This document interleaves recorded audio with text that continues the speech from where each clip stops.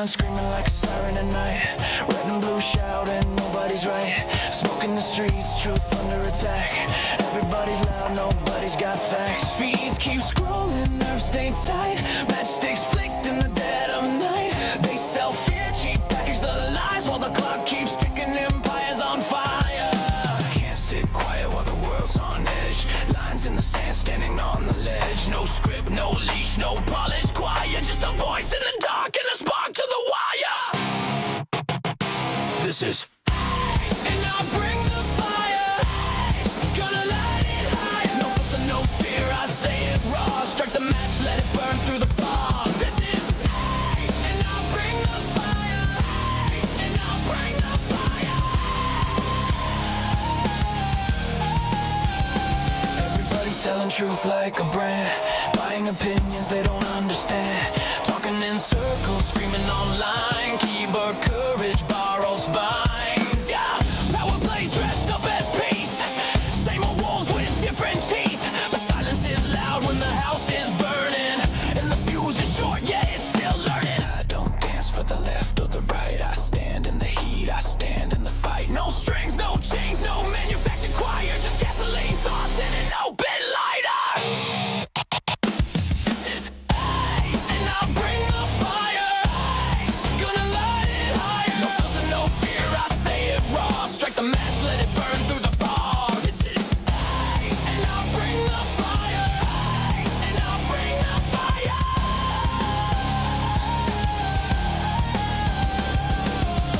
fire. World's on tilt, pressure climbing. Truth don't whisper, it's perfect timing. You can't cancel the smoke, you can't stop flame. Say my name when it hits, say my name. Why? Say my name. Say my name. Fire don't ask permission. Fire don't need a side. Fire just shows up honest and exposes the lie. This is and I'll bring the fire. Truth is harder. Burn it down till what's real survives. No smoke, no mirrors, just heat and lies. And I'll bring the fire. And I'll bring the fire.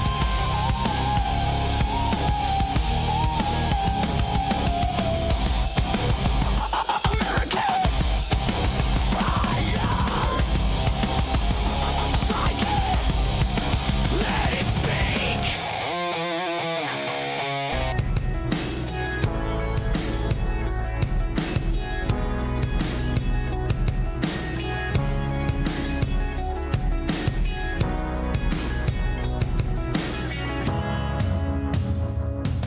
Hello, everybody. It's Thursday.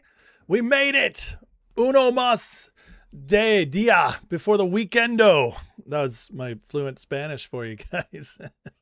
Hope you're doing well today. Sorry, a half hour late. I had an interview with Mike Steger that will be posting this weekend. I'm very excited to have Mike back. So last time the interview went really, really well and got so much great feedback on it. I was excited to have numero dos go again. So did that this morning, and that's why I'm half an hour late. And I'm sure you guys can forgive me for that, since it just means more good content for you guys. But don't worry, the show is still going to be loaded today. Got plenty to get to. You will not lose anything. You just had to wait a little bit longer. But you know what? Sometimes absence makes the heart grow fonder. And it also meant I wasn't up against Promethean's live stream as much as I usually am. And that's a win. That's a win because, you know, they're a lot bigger than I am. And pretty much all you guys like to watch them as well, which is awesome. Please watch Promethean updates. They are incredible and do incredible work. That's why I was talking to one of them, Mike Steger.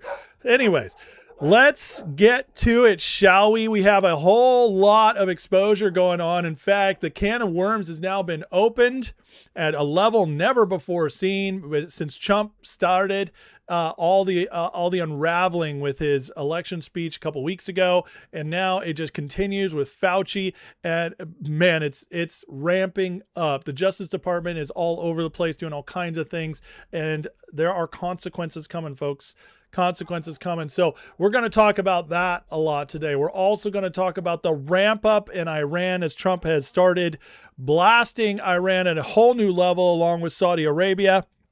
And the targeting going on is very interesting, as at the same time, Russia and Ukraine have all of a sudden ramped things up as well. So we'll talk about that, how it affects the globalists and what Trump's doing to unwind this global empire they had, the soft empire they had, City of London, Davos crowd. Along with that, folks, we're going to do, as always, our update on the midterms. Things continue to get really spicy there as the Democrats are just continue to get more and more bad news, which is a wonderful, wonderful thing. And then, of course, we got a grifter report, a massive grifter report today, as it's unwinding quickly for Candace Owens as her expose on her video she showed yesterday to prove Tyler Robinson didn't shoot. It's actually backfiring on her as people watch that video, as we did here on my show, and we're like, huh? That's it? People are waking up more and more to the grift, and we got some fun stuff to go along with that. So, big show today. Strap in, get ready. Let me keep you company here at work or whatever you're doing, and we're going to get into all of it for the next couple hours. So strap in. Let's have some fun. All right. Hit that like, hit that subscribe, and let me do some shout outs to the peeps watching. We got over on the Rums, Brenda Joy, Nels, Mr. Baseball, welcome, Chrissy Katz, Pixel Snap, Maui Jimbo, holding it down over there, along with SoCali17 on the Rums here on the tubes. By the way, Kick, X, I see you guys, but I can't see your chats. I apologize for that. It doesn't work with the system. It is what it is. Hopefully someday your Kick and X will. Elon, integrate better. I'd love to have a better live stream on X at the same time. In the meantime, YouTube will remain king. And here we got MFN Tango Shogun. My DEI hire is here. He's pleading the fifth, of course, because that's what he does. You're so lucky you're Asian, Shogun. With your work ethic, I just don't know. I don't know how I could keep you. But you're Asian, so I got to. It's came from the YouTube lords. They said, if you want to stay monetized, you better keep an Asian mod. So here I am keeping you on. It is what it is. For all of you who are horribly offended right now, just know that Shogun thinks it's hilarious. But even if he didn't, it wouldn't matter, because he's my mod. I'm in charge. DEI mod. Lisa Doxy, what's going on? Threads. K Shui, Sabbatic Witch, Dong Schlanga, Swamp Fuel, J Bone, Bill Fire for Christ, Jim Atkin, Rafe, Dabot Todd, Carnivore King, Vince Felice, what's up, my brother?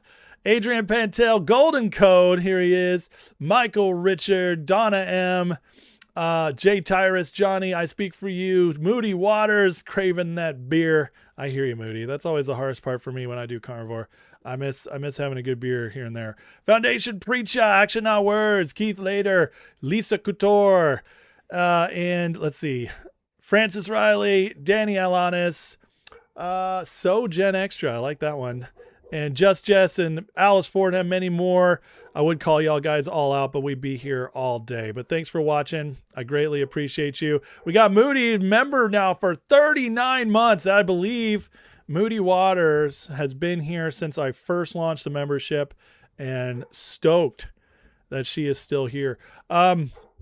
Janet 6474 with a super chat, $5 super chat. Thank you for that, Janet, for supporting the channel. Says, would you be willing to do occasional lives with guests like Steger, Holt, and Rich, where we could ask them live questions? Yeah, I'd have to talk to them. That's really what it'd come down to. I did run with Rich live when he came on the one time, and Tom Luongo has done 2 live shows with me. So some are more open to it than others. I actually haven't asked Steger or Holt. I'm just now getting to know, but yeah, I'm very open to having them on. And so we'll see what happens. I did see that Susan Kokinda called out my Alex Jones impersonation. Oh my God. It's spreading, folks. It's spreading. That's a huge compliment that Susan Kokinda saw. Compliment, enjoyed it. That's awesome. I love it. By the way, if you guys didn't see the interviews with Blaine Holt that were on Rich Does Politics, I hope you check those out. They were really great conversation with Blaine. He expands my mind. He challenges me to think in new ways, and I really enjoyed it. So appreciate him, and hope you guys check it out. By the way, apparently, according to some of the viewers watching that show in the chat, I was going through the chat, and apparently I'm CIA. I didn't know that, but there were a couple people who were like, I'm clearly a deep stater. I'm clearly CIA. I'm clearly in on it. So I didn't know that, but I'm sorry. I just want to say I'm sorry. I had no idea I was being used by the deep state. They don't pay very well. I haven't gotten my check from them, but we'll see. We'll see if it ever comes in, because I didn't know I was being used by the CIA, but it was kind of cool to find that out, because I think it's important. We need to expose this stuff, including if it's me. Let's see. El Nino Gago says, hey, as I'm new to the chat, what's my opinion on the MG show? I honestly don't know it. I don't know that show. I'm sorry. I don't think I've ever watched them. So I can't have an opinion. I'm sorry. Let's see. I hate this. I'm out. Missykins is gone. All right. So sorry, guys. Sorry if you're offended, but sorry, not sorry. That I guess it's not the show for you. We're gonna be this is a different show. I actually had somebody. I'm sorry, guys. I know some of you guys are like, only do the news. Stop talking. Well, that doesn't make me the same. That doesn't make my show mine, does it? I'm gonna do this show the way I want to do it. It's my show. You guys go watch your other shows. Do that. I don't care. But here, I had somebody reach out to me, a long message, explaining to me how I'm really running my show poorly, how I need to stop talking down to people. I'm too mean, how I just need to stick to the news. I spend way too much time talking, that my 20-minute segments should be only 10. This person was very serious about giving me all the opinions on how I should run my show. And all I got to say to this person is, bro, go make your own show. Like, sorry.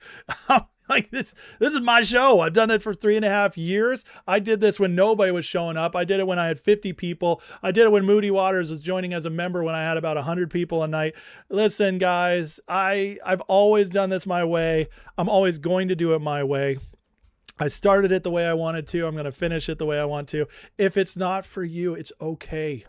You know who it is for? My 38,000 subscribers so far. That's who it's for, and growing every day. That's who it's for. It's for the people who enjoy it. Everybody else, do it your way. If you don't like it, go watch somebody else. There's tons of people out there. There's tons of people. There's some people doing good work you can go watch. If you want somebody who's going to nail a quick hour live and barely talk to the crowd at all, like, go watch Matt Morris. He's great. He's great. He does a good job. He's much more on point than I am. Go watch Steve Turley. There's good people out there. Promethean Updates, they do their show just boom, boom, boom. They do a great job. But this show, the community is a big part of this show. I'm never going to change that. The entire point of my show, guys, is to communicate how I'm seeing things, what I'm trying to unpack, but also to do it in a way where I'm talking to friends. And you guys, like, I consider this community like my friends. I do. I know I barely know most of you, and some of you I don't know at all. But at the same time, like, if I talk like this, if I do it my way and you guys stay, well, there's a trust built, right? That means you like how I'm doing it, and it means I get to be me. And so why would I want to change that? Why would I want to do that any differently? That's ridiculous to me. If you want to do a show, do it your way, do it the way you want.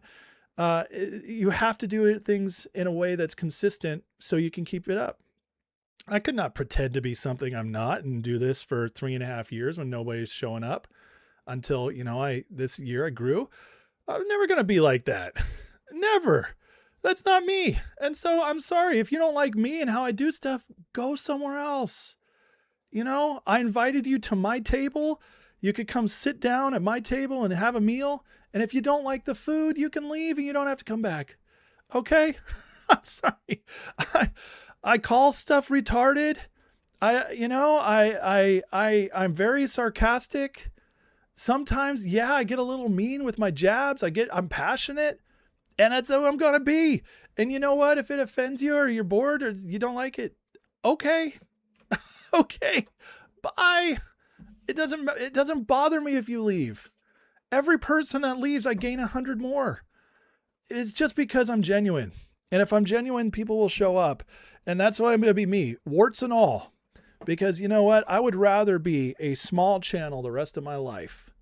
I would rather take 10 years to hit 100,000 subs and get to have fun the whole time I'm doing it than pretend I'm something I'm not. If I pretended I'm something I'm not to gain, I would be miserable because then I'm stuck. You know, and if I'm stuck, well, that's miserable. There's no fun there. We have to do this stuff with a little fun, guys. It's a lot of work. It's a lot of work to do what I do.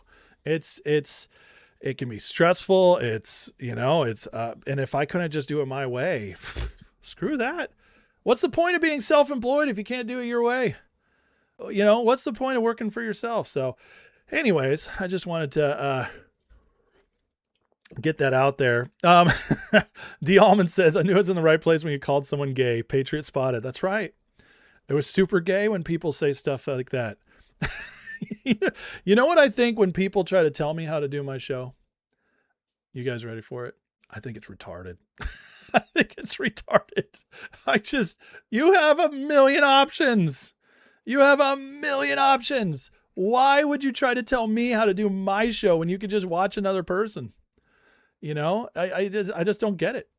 Do you also know there's a fast forward button? Have you not figured that out yet? If I'm ranting and you're watching the replay, you can fast forward. Hey, did you ever figure that out? It's easy. I don't know how to tell you. You guys know fast forward was invented in the 80s? We've had that technology now for 40 years. I don't like this part. Well, fast forward. If you just like the information but not the talking, fast forward. It's just like,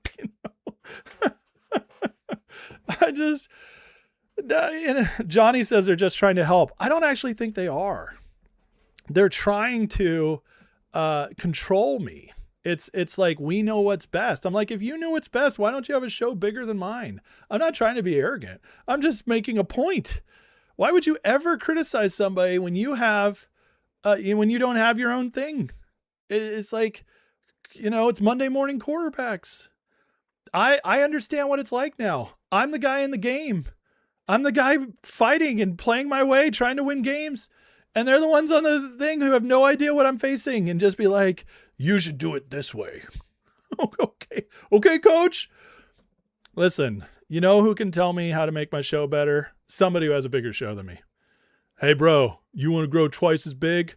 Well, my channel's 10 times larger than yours. So are you going to listen? Yeah, I'll listen. Please tell me. Hey, bro, you want to know how to double your show? Sure. What have you done? Well, I don't have a show. I don't do anything. Well, why would I listen to you? I don't know, people. Freenez says, $5 super chat, says, your show boosts my morale. As a Californian, I need to stay hopeful. I also need to keep your entire chessboard in mind when I do work in my own city. Amen. Just stay optimistic. People follow hope. They do. And the people who don't, they want to do something else. And that's okay. Let them do it. But don't be offended when they do. DJ says a deep state asset would not claim he's receiving money from the deep state. I mean, who knows? Moody, maybe I'm playing 18D chess. Moody Waters, I appreciate your hospitality level you offered. Thank you, Moody. You're one of my faves. Always have been since you've been around for a long time. I got a lot of faves now. There's about 30, 40 people who've been here almost since the beginning, and they are my favorites. Even my DEI hire Shogun, who I actually really love. Toe Cramp says, guy friends ball check each other once in a while. That's true. Yeah, that's true. And my guy friends are allowed to. Should be like Sean Ryan, suck us at Black Fellas. There you go. pontificate with Ace. Right? Okay.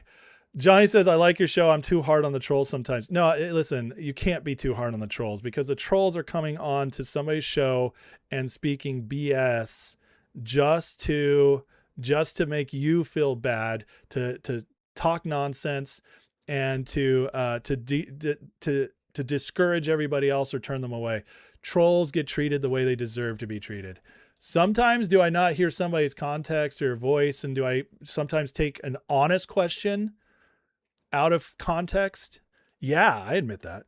It's really hard when a chat's streaming, guys, to know exactly if a person's being honest or if they're being a dick. Okay. And I'll say I make that mistake, but that's because of the format. It's not because my heart is trying to tear people down. And honestly, a lot of those people, the strong ones, they'll reply and say, this is what I meant. And then I'm like, okay, thank you. But trolls get exactly what they deserve.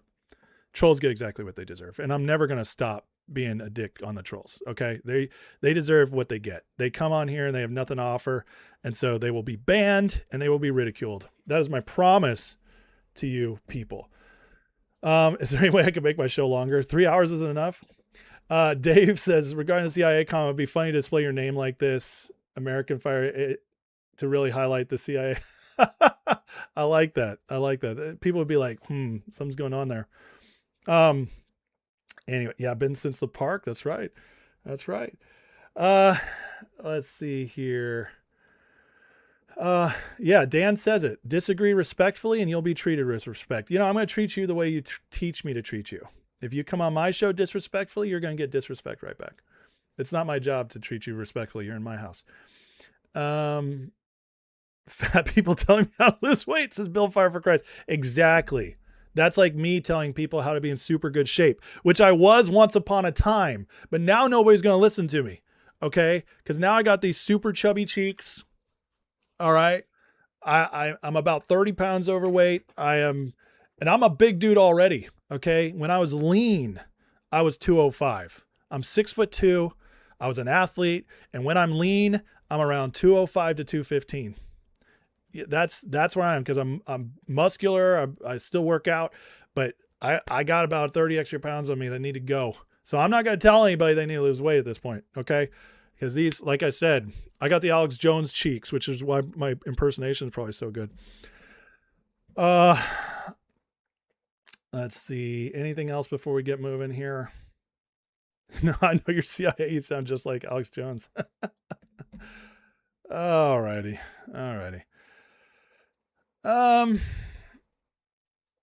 Okay. Well, we are going to get to it, folks. Don't worry. I got plenty for you folks to come up. You know, again, like Gen X MAGA says, stop being nice to anyone and anything such as trolls. That's how we got in this situation. Exactly. I'm not going to be nice to people who are purposely trying to lead others astray. That is something you just, you know, one of the greatest lies that we were all taught is to be tolerant. Nope. You can love people without being tolerant. You know that? In fact, sometimes love is tough. Love means you treat people the way they need to grow up, the way they need to become the best version of themselves. And every person deserves to be treated differently. People who are willing to change, people who are willing to grow, those people deserve to be treated gently. People who don't want to grow, who are stuck where they're at, who, you know, treat them where they're at, you know, wake them up, punch them in the face sometimes. Oh, all right. We're going to get into it. Okay, guys, listen, as you can tell, I like the community. So please, blow up the chat. Throw your questions, comments, conversations, get in the chat. This is an amazing community. It's what makes this show different. The community is special, and we police the chat to keep the trolls out so the community can remain special and can remain in a place of disagreement that's honorable, respectful, agreement that's respectful. That's what we're going to do in the chat. So moderators will kick you out if you're a dick. Don't be a dick. Otherwise, please blow it up. Tag me if you have questions or comments. I will stop between segments to answer those, to give feedback. I do my best to find your comments. If I don't find them, there's a guaranteed way you can support the channel through a super chat. Those will always be read and answered. That is my promise to you. I'm a viewer supported channel, so super chats and or memberships, if you want to join and support the channel monthly, are a big part of how I do this. So thank you guys for your attention to this matter. This is how I show up 3 hours a day, 5 days a week to do this, and keep getting you guys other content as well. So, what if I'm a duck to the duck? I saw a couple of things come in. Hold real quick. I'm about to get there. I'm starting an OnlyFans. No, you don't want to see me on OnlyFans right in this place. One of the mates says, I watch every stream since I found this channel 3 months ago. Man, I feel so confident in the USA. Amen. There's so much ahead. So much good stuff. We're very blessed. We're very blessed. So, all right, folks. Well, justice is continuing. I know the Trump administration, one of the things that there's a nonstop psyop, okay? You guys know it. We talk about it all the time on the show, but there's a nonstop psyop to hide what the Trump administration is actually doing. The reason they want to hide it is because this administration is accomplishing more so far in 18 months than any administration has done in modern history in even 8 years. It is happening. Things are shifting. And yet, all they want you to know is that Trump's not accomplishing anything. He's not fulfilling his promises. This is coming from the media and Democrats, of course. But what happened this term that's different than before is that many of the podcasters showed their true colors and have turned against Trump. On top of that, who a bunch of MAGA people trusted. And then on top of that, you have the Senate fighting back like they've never done before. So even Republicans are not sharing what's actually happening. And this is leading to a doom spiral for many, many people who voted for the president, who love the president. And we got to break it. And the only way to break it is to show you what's actually happening. Well, what's actually happening is exposure. Exposure, corruption being brought down, justice is spreading, and things are ramping up. The Trump administration has got it covered.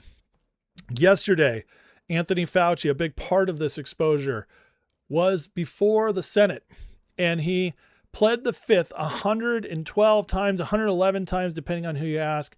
And it turns out this could have been the worst thing he could have done. Listen to this. 112 times to invoke the Fifth Amendment. I mean, you can't even string all that together. That obviously, it sends a message. Will that strategy work? Because he says, well, I had to do that because, you know, they're looking for perjury traps. Or does that just make it worse? And is he in real trouble? I think it makes it worse. It's even a curious way in which you wonder what his legal advice was, why they decided to do that. Yeah. Because he does not face criminal jeopardy for the pardon in all likelihood. He's pardoned for all actions before January 2025. But that also means that you're forced to testify. That's how prosecutors use immunity or pardons, and they say now you're forced to testify because you don't have any criminal liability, what we're going to ask you about. So then to plead the fifth is actually, he could then be held in contempt. There could be, theoretically at least, a Justice Department that goes after him for not answering when he is not really facing that criminal charge. Yeah, and also when the reason put out is perjury traps, then of course, again, to the layperson, it's saying, well, why wouldn't you just say the truth? What would be the problem in that? Yeah. So, you know, I understand that's a layperson thing, but it doesn't sound good. Trump has repeatedly dismissed Biden's pardons. When you talk about the pardon and everything before January of 2025, I'm sorry. Let me just play Trump here. To sign pardons and all of the things that he signed with an auto pen is disgraceful. CNN is even reporting that this might have been the worst thing Fauci could have done. You see, guys, there's going to be multiple avenues for Fauci to finally face justice. I don't know what it's going to look like in the end, and nobody does. We can only guess. I'll tell you one thing. He's definitely not escaping justice in the afterlife after the more and more we find out about how wicked this man's entire career has been. But regardless, even in this life at 85, there are things he could be facing. And one of those is state charges. Yesterday, after watching everything, the Attorney General of Florida came out and said, Fauci's lack of candor to Congress is unbelievable. My office is launching an investigation into Fauci. It's past time we get the truth of what happened during COVID. Now, here's the good thing. A presidential pardon does not cover federal crimes. It covers federal crimes. It does not cover state crimes. And what Fauci did technically affected every single state in the nation, which means this could become a massive case as more attorney generals jump in. Now, maybe they'll just wait and see what happens in Florida. Who knows?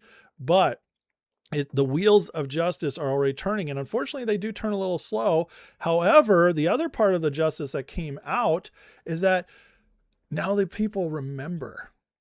This was a big deal yesterday. A lot of people were tuning into Fauci. It was all over the news, even mainstream media outlets like CNN or Two-Way, all these places that Fox News, they were covering this. They were showing the clips. They were saying, this is unbelievable. He pleaded the fifth. People want to know about COVID, and it didn't go well for him. This guy who was celebrating how famous he was and how he's the most loved man in America is going to go down as a villain. That in its own way is poetic justice, but the rest is still to follow. However, he didn't do himself any favors yesterday because these people are getting desperate. As I say so often, they get panicked and then they make mistakes. And what he's now done, because he didn't speak up, he's opened up new charges that can come from Congress down to him. And we got to just hope they have the wherewithal to do so. Now, one thing interesting about yesterday was he invoked the Fifth Amendment 111 times. Again, some people say 112, 111, but this is interesting. Now, again, some of you guys know I like to look at the Q posts, not always because I 100% know what they mean or because I 100% think everybody who follows the Q stuff is like, oh, this is going to happen. But there is a lot that was revealed to us from these posts. And post 111 said, important context, where have you learned about HUMA? Well, the HUMA it's talking about is, I believe, this right here. The operating system for AI and regulated industries, healthcare, life sciences, and government. This came about during the Obama administration. AI and regulated industries, most healthcare. There's Fauci right all over that. It says, what have you learned? What organization, which U.S. president is affiliated with it? That would be Obama. Why is this relevant? What years did this occur? 2011. Who funded on behalf of this president? Why is this relevant? What year did this occur? What just happened in SA? That is Saudi Arabia, where several arrests just went down when this post came out. Who was arrested? Funds frozen. Why would the former president be funded pre-political days? Repeat, important. Why would this former president be funded pre-political days? It says twice here. Why is this relevant? Was a Muslim Brotherhood affiliated to any of these organizational people? So it goes on, just exposing Obama and its ties to the Muslim Brotherhood in Saudi Arabia. Now, this is the kind of thing that I find very interesting from the Q post. This is the kind of stuff that I believe it should not be overlooked.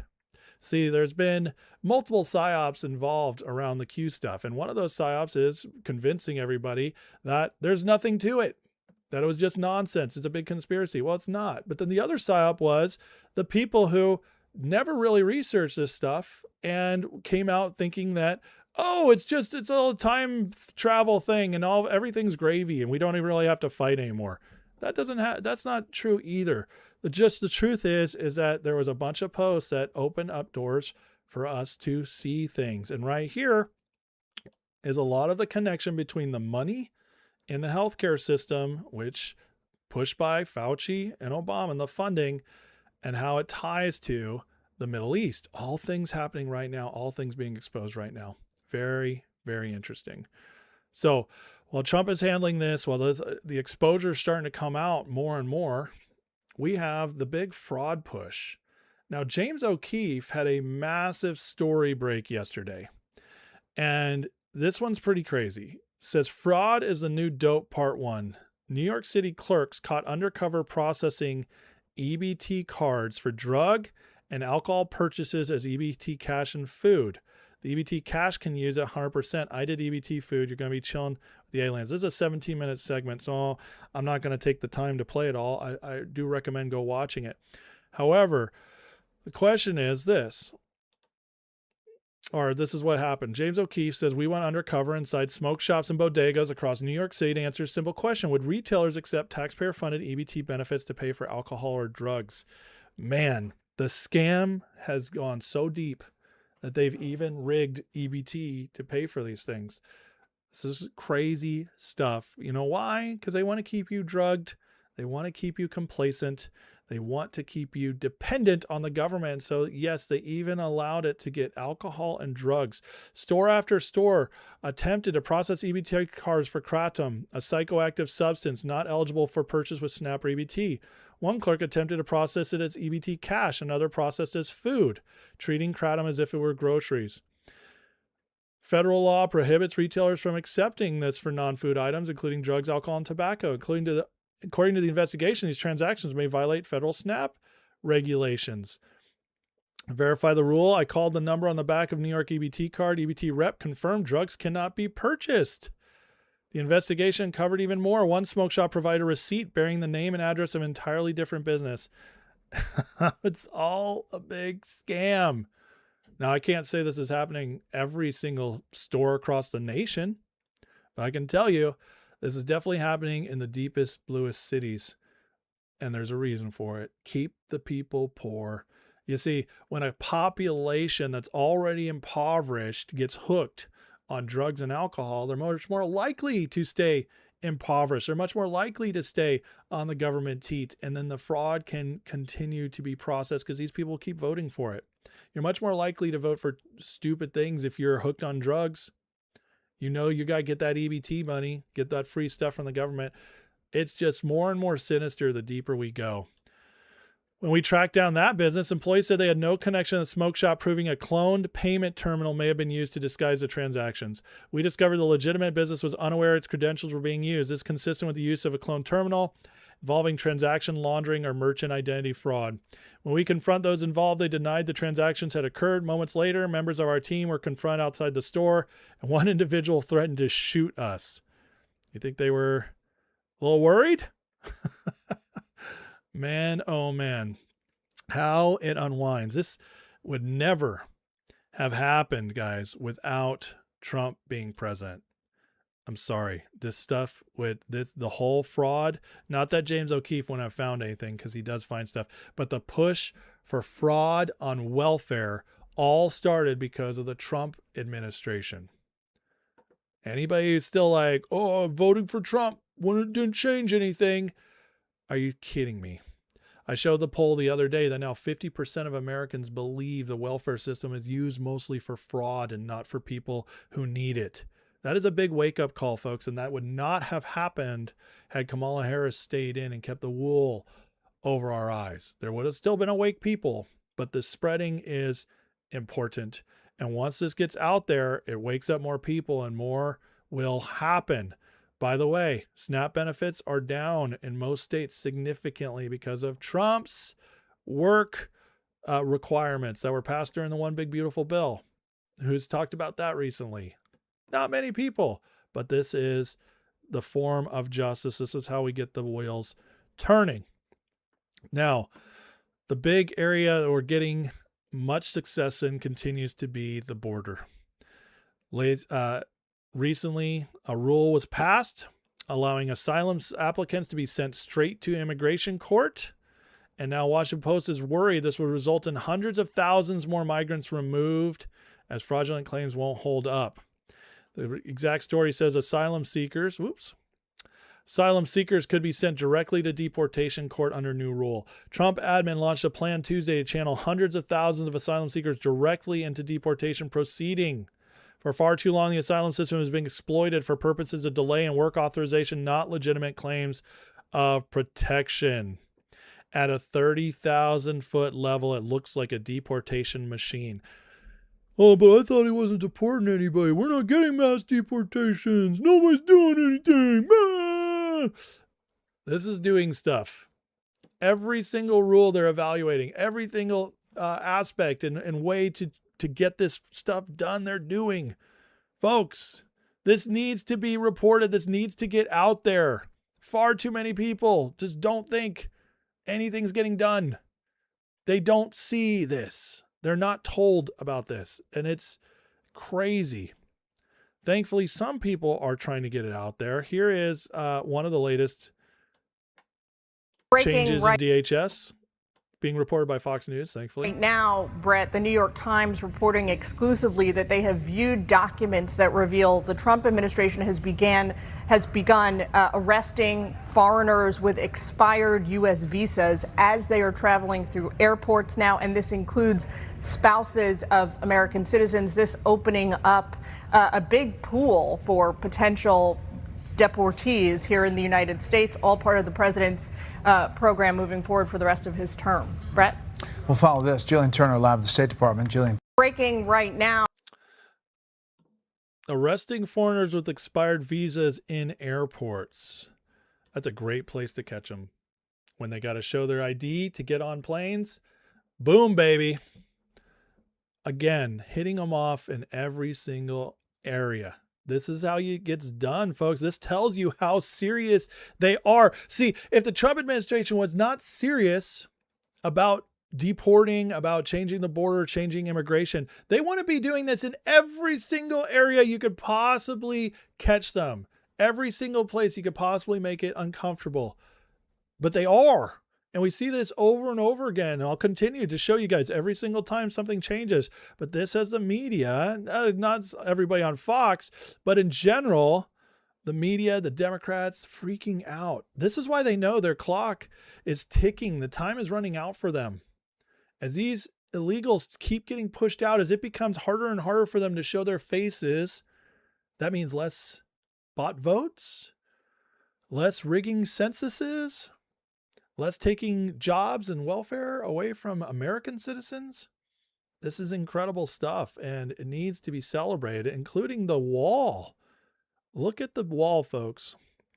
The first part of the wall is going to be done by next year, according to Secretary Mullins, and then they're building part 2.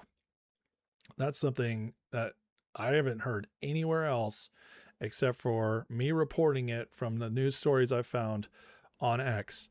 This is amazing. We're finally getting our wall. The big, beautiful wall. And double layer means it's going to be so much harder to get across, so much harder to take down if we ever got another president who wants to take it down. This is a lot going on here. And again, that's a lot of money, a lot of effort. You do not do this unless you're serious. You put up a picket fence and you're like, we built a wall, and you just watch illegals jump over it. That's what you do if you're not serious. This is amazing. This is amazing. What else is amazing is the stories now coming out from the World Cup. Guys, this is crazy. While 5 million fans watched the World Cup, DHS was watching something else. Operation Red Card. Whew. I just found out about this morning, and this is wild. We knew that the World Cup was very secure. We didn't have any issues. What we didn't know is they ran a sting operation during the World Cup. Well, I guess they're not serious about trafficking. Oh, yeah? World Cup. Operation Red Card. 11 host cities. Entire duration of the tournament. HSI, ICE, and DHS Center to Combat Human Trafficking. Oh, I guess Trump does care about it. And federal, state, and local partners deployed before the first whistle. 900 suspects arrested. 180 victims rescued. 30 were children. Dallas case keep you up at night. An adult bookstore on Harry Hines Boulevard, operating as a covert brothel for more than 20 years. 20 years! Busted. Thousands of adults and minors sold for commercial sex through the front door of a business with a sign and a cash register and presumably a tax ID number. One of the victims was murdered in 24. The killer's serving life. 8 federal arrest warrants executed on July 24th. Charges: conspiracy to commit sex trafficking by force, fraud, coercion, conspiracy to launder monetary instruments. 20 years, a bookstore, thousands of victims. Nobody noticed or acted until now. Pattern framework tracks showed up at a bookstore in Dallas. Money laundering charge is the one that matters here. Sex trafficking generates cash. Cash needs to look legitimate. 20-year-old bookstore is the front. Respectable business processes money and gives the operation. You guys ever wonder why we have these businesses that don't seem to make any money? And it's like, how does that hold up? A bookstore is definitely one of them. Nobody's buying books anymore, but at least not physical books. And I bet by nobody, I know there's got to be some people who are like, yes, I do. Okay. You're one of the 1,000. Okay. 11 days ago, Treasury Secretary Bessent stood at the podium, said the U.S. would dismantle networks, however respectable their fronts may be. It's almost like Trump keeps his promises. It's almost like he knows what he's doing. For 20 years, numbers beyond Dallas. Miami-Dade, 190 arrests. Atlanta, 153, including 13 trafficking charges, 11 child exploitation cases. San Francisco, 2 minors rescued. 1 had been reported missing from Bakersfield for 7 months. Tennessee, 3 suspects arrested with 9 victims identified. 700 unauthorized drones seized in coordination with FBI. 19,000 vehicle inspections. 473,000 counterfeit FIFA merchandise items confiscated. I guess justice is back in America, huh, folks? No wonder everybody felt so safe going to the World Cup. They were doing their job. The World Cup wasn't just a soccer tournament. It was a demand signal. And guess what? They knew it. Our FBI, our DOJ now knows this stuff. They know it and they take action. For those of us who've been paying attention, we've known for a long time, these big sporting events, Super Bowl, etc., are huge, huge events for sex traffickers. And now something's being done about it. Traffickers know that major international sporting events concentrate millions of visitors to specific cities for dates. The demand for commercial sex surges, networks pre-position, supply chains activate. DHS knew it too. They pre-deployed HSI and ICE agents at every venue from June 11th before the opening match. Entire operation was intelligence-led, using known demand patterns, collection opportunity. Traffickers came, law enforcement came for them. 900 didn't make it home, 30 children saved. This is amazing. Amazing stuff. So again, tell me again how the Trump administration is not doing anything. Not doing anything. Yeah. Sorry. But this is the best president we've had in modern times, and it's not close because of how much justice is being served. FBI Rapid Response put this out this morning. Scam empires are falling. 15 billion seized, thousands of trafficking victims freed, hundreds of arrests across multiple continents, 7,500 scam terminals shut down. This is what happens when we actually hunt predators, and we're just getting started. I love Kash Patel. I love having Kash Patel at the FBI, this boldness that's now come, this braggadocio that has come to them. It's like, we get it done, and watch it. Think about all the agents that actually are good people that wanted to go to the FBI and do good work. And then they were used for political attacks. They were used for subverting anybody on the right. And now they actually get to fight real crime. I bet morale is way up at the FBI. Here is a nice little graphic they did. 9,000 Americans notified, 560 million losses prevented. 18 countries out of the 7,500 scam terminals. Operation Sand Dollar, 311 arrests. Operation Zephyr Exodus. These are cool names. Zephyr Exodus. I like that. 127,000 Bitcoin. Largest U.S. forfeiture. Unbelievable stuff. This is our current administration getting it done, folks. Getting it done. Now, while this is happening, Jay Clayton has now been confirmed as the new DNI. What does this mean? Well, Pulte's going to be out, and that's okay. We knew this was coming. Pulte was never going to get through any kind of confirmation. He terrified them. While Pulte was there, they decreased the intelligence agencies by 30%. He cut like crazy. He declassed a bunch of stuff. He was the bull in the China shot, and he broke things, and they hated him for it. And so they rushed through Trump's real pick. And now we get to see what this man's going to pull off. Well, as Brian Cates writes, Pulte reduced the entire intelligence agency apparatus by 30%, 5 rounds of layoffs. And as a sheer matter of survival, The remaining shadow government had to get his ass out of that office by any means necessary, so they took the path of least resistance. Clayton will be coming to finish them off, and they know it. I agree with that. Pulte was moving so far, so fast, they have to pick their poison. They have to hope Clayton will destroy them slower, but it's not much of a hope. I agree with this.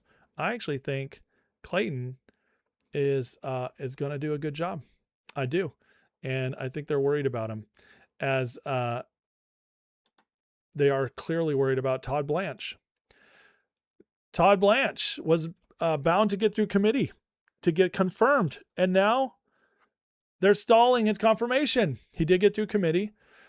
I'm sorry, the committee vote was postponed. I misspoke. After Trump rhinos Tom Tillis and Cornyn started whining. Tillis and Cornyn are desperately trying to stay relevant. They're doing this despite President Trump. Or are they scared? As Laura Logan reports, sounds like John Cornyn kept canceling meetings with Todd Blanche. Is he punishing Trump because he backed his opponent, Paxton?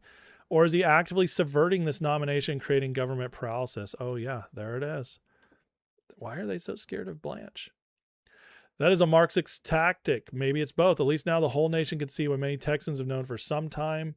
Cornyn's an ego-driven deep state puppet doing the bidding of the globalists who are enemies of every American and every sovereign nation on earth. Amen to that. How could any Republican, with what Blanche has been doing, slow this down? Blanche has been amazing since he came in April. Trump responded to them this morning. Todd Blanche is a star, and everyone knows it. He has the potential to go down as one of the greatest attorney generals of all time. That is high praise. Trump knows what Blanche is going to be doing. He's going to finish the job. That's what's going to happen. And I buckle up, folks. I mean, we're at the beginning of something right now. Trump is putting the pieces in place because it's starting. We're starting to get the drip, drip, drip of exposure. We're starting to see justice. Wait till after the midterms. Wait till Trump can really start making messes again, knowing there's 2 years till another election. He's not going to be on there. He doesn't have to worry if people are confused or concerned. He can go for it. And this is putting the pieces in place. However, John Cornyn of Texas, Tom Tillis of North Carolina, both of whom I refuse to endorse, and whose political careers have been ended by my action refusing to vote for this great nominee who will remain as acting. You can't get rid of him. Remember, Cornyn and Tillis voted for Merrick Garland. There it is. Calling him out. You guys voted for the worst attorney general in modern history. A man who outright went after political opponents, including Trump, in a very open, disgusting way. And they both voted for him. I have no objection to temporarily withdrawing Todd's name if they don't do the right thing and putting him back after Cornyn and Tillis are out of office. In other words, you guys can't stop me. So, all right, I'll wait you out. Blanche ain't going nowhere. He's going to remain acting this whole time because if he doesn't have a nomination, it resets the clock and Blanche can stay on. Yeah, that's how it works, folks. That's how it works because they already did submit him for confirmation. Clandestine reports this. I still see people, when is something going to happen? It is happening, which I completely agree with. Trump's putting the pieces in order. He's doing the cleanup on the lower ticket people, the illegals, the criminals that we don't know their names, but are actively doing the crime right now, whether it's this trafficking, the fraud, the scams. As he writes, we're in the D-class phase. The truth is being exposed and relayed to the people. We have to undo decades of brainwashing. This process can't be done overnight. It must be done repeatedly over the course of years to permanently inject the true reality in a collective consciousness and override the programming. You might not like it, might not agree with it, but the individual is irrelevant in this equation. It's about the collective, the 100th monkey. We're witnessing an unbrainwashing operation. Once enough of the brainwashing has been reversed, people are intellectually and psychologically prepared, then we can proceed to the justice phase. And I think we're not far off. Exposure does matter first. And as I've been saying for a long time, to the people who have been so frustrated that not anything's happening, guys, you have to do a process because the people have to be behind it. And the only time Trump will accelerate out of turn is if he has no other choice. And as of right now, he's still got a choice. Kash Patel was trying to remind us of this, about the accountability timing. And the last piece is holding them accountable, which we are working overtime on. And I've promised the American public, just look at our track record. We're doing it across the board. The hardest lift, and one that we are and will succeed on, is exposing those that worked in government, that they themselves generated the biggest politically charged, baseless operations in FBI history. And when we hold those people accountable, then we'll have completed, I think, the mission. And this is something I've experienced with at least one past director, and we can talk offline about which one that was, what happened. I'm a big proponent, as are a lot of people in mine and John's circles, that publicly praise, constructive criticism in private, not putting it out there, because what we see from some former FBI agents, not retired ones, that they want to come out and they want to provide that criticism and lead with that. And then John and I are adept enough to look at it and say, well, that's just a grift. You're just trying to cultivate clicks Griff, or what is likes. that word? Interesting. The last piece is holding them accountable, as Cash says. And he says, we'll have completed the mission when we get the accountability. It's coming, guys. They're building towards it, as I've been telling you all along. In fact, nobody, and I mean nobody, who's actually paying attention and seeing what's being done can argue this, because it's obvious. It's so obvious. And anybody who understands the legal system also understands this. So I don't want to hear the more arrest people. In fact, I saw somebody I used to greatly respect the other day put up a post that what turned me, what awakened me, was when Trump wanted to catch the pedophiles. I'm like, oh my God.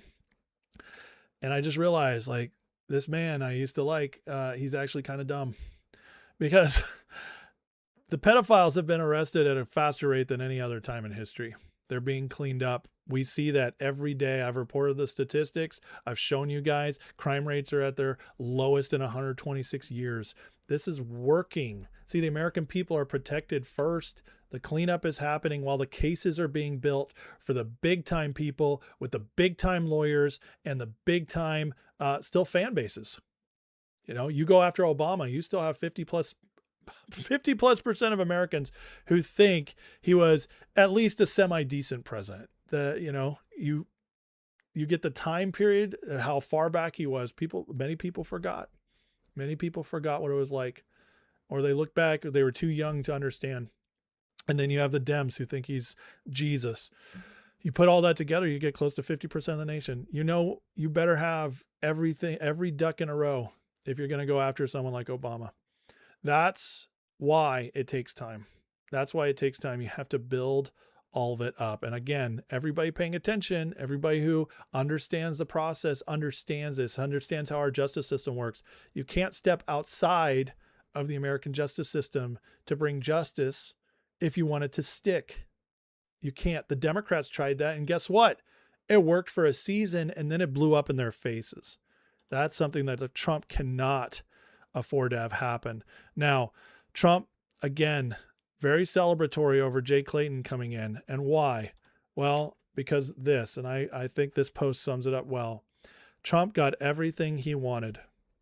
He placed Bill Pulte as acting DNI to fire deep state players in the intelligence community. Pulte went through 5 rounds of firings. He also released declassed documents. Democrats and rhinos called for Trump's official nominee, Clayton, to be confirmed. But Trump pulled back Clayton's nomination until the SDNY was also confirmed. And that happened. Trump now has 2 people he wants at DNI and SDNY. Why is that important? Prosecution phase is about to begin. I agree with this. I think it's all in order finally. And there's a big conspiracy case involving intel community and treason that is under the jurisdiction of SDNY. Oh, SDNY keeps popping up, doesn't it? Very important. Here's some info a lot of people don't know. Clayton is at DNI for a reason. Do you know his history? Trump put him in charge of the SEC during his first term. I believe he played a key role in helping DOJ prosecute individuals on Wall Street along with huge fines. Remember this case? SEC assisted DOJ investigation of JP Morgan Chase's precious metal traders. The SEC explicitly appreciated the assistance of the DOJ in its settlement order. Investigation was a joint action by DOJ, CFTC, and SEC in a manipulative trading and spoofing in precious metals and U.S. Treasuries markets. The multi-agency cooperation led to a total settlement of approximately $900 million and resulted in 22 conviction of former precious metals desk head Michael Nowak and top gold trader Gold Smith. As I said for years, I believe when Trump leveraged JPM, and Jamie Dimon has been helping Trump ever since. This is a fact. Jamie Dimon was hardcore Obama guy. He was hardcore.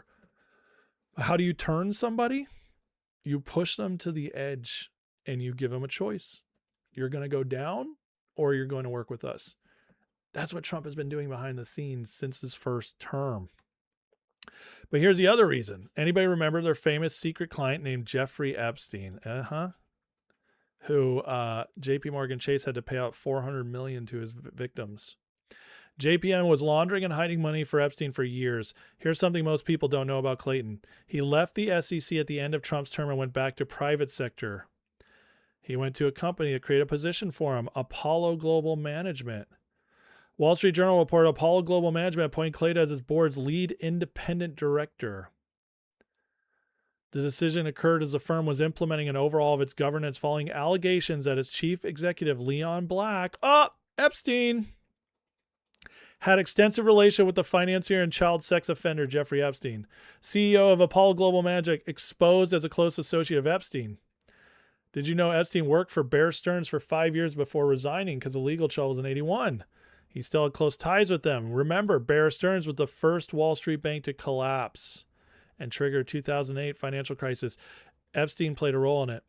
Guess who helped oversee the acquisition of Bear Stearns? Jay Clayton. Coincidence? I think not.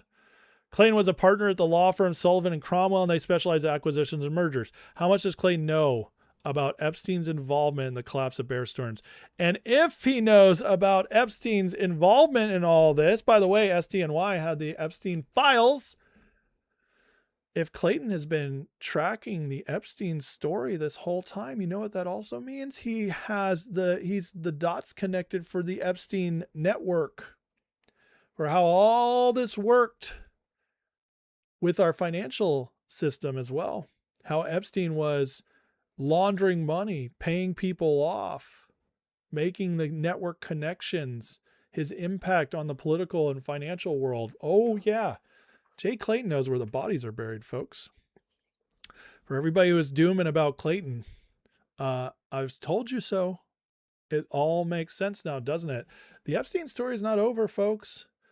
It just was pushed to the forefront before it was time. And that's what the hoax was. That's what Trump was saying. This is being used politically. This is not being used for justice. The real justice is coming over time, because the real justice, the trafficking is only a small part of it. The bigger part is how Epstein was the key of connection for a lot of the manipulation of our financial and political system. And that's why you put this man in charge of our national intelligence networks.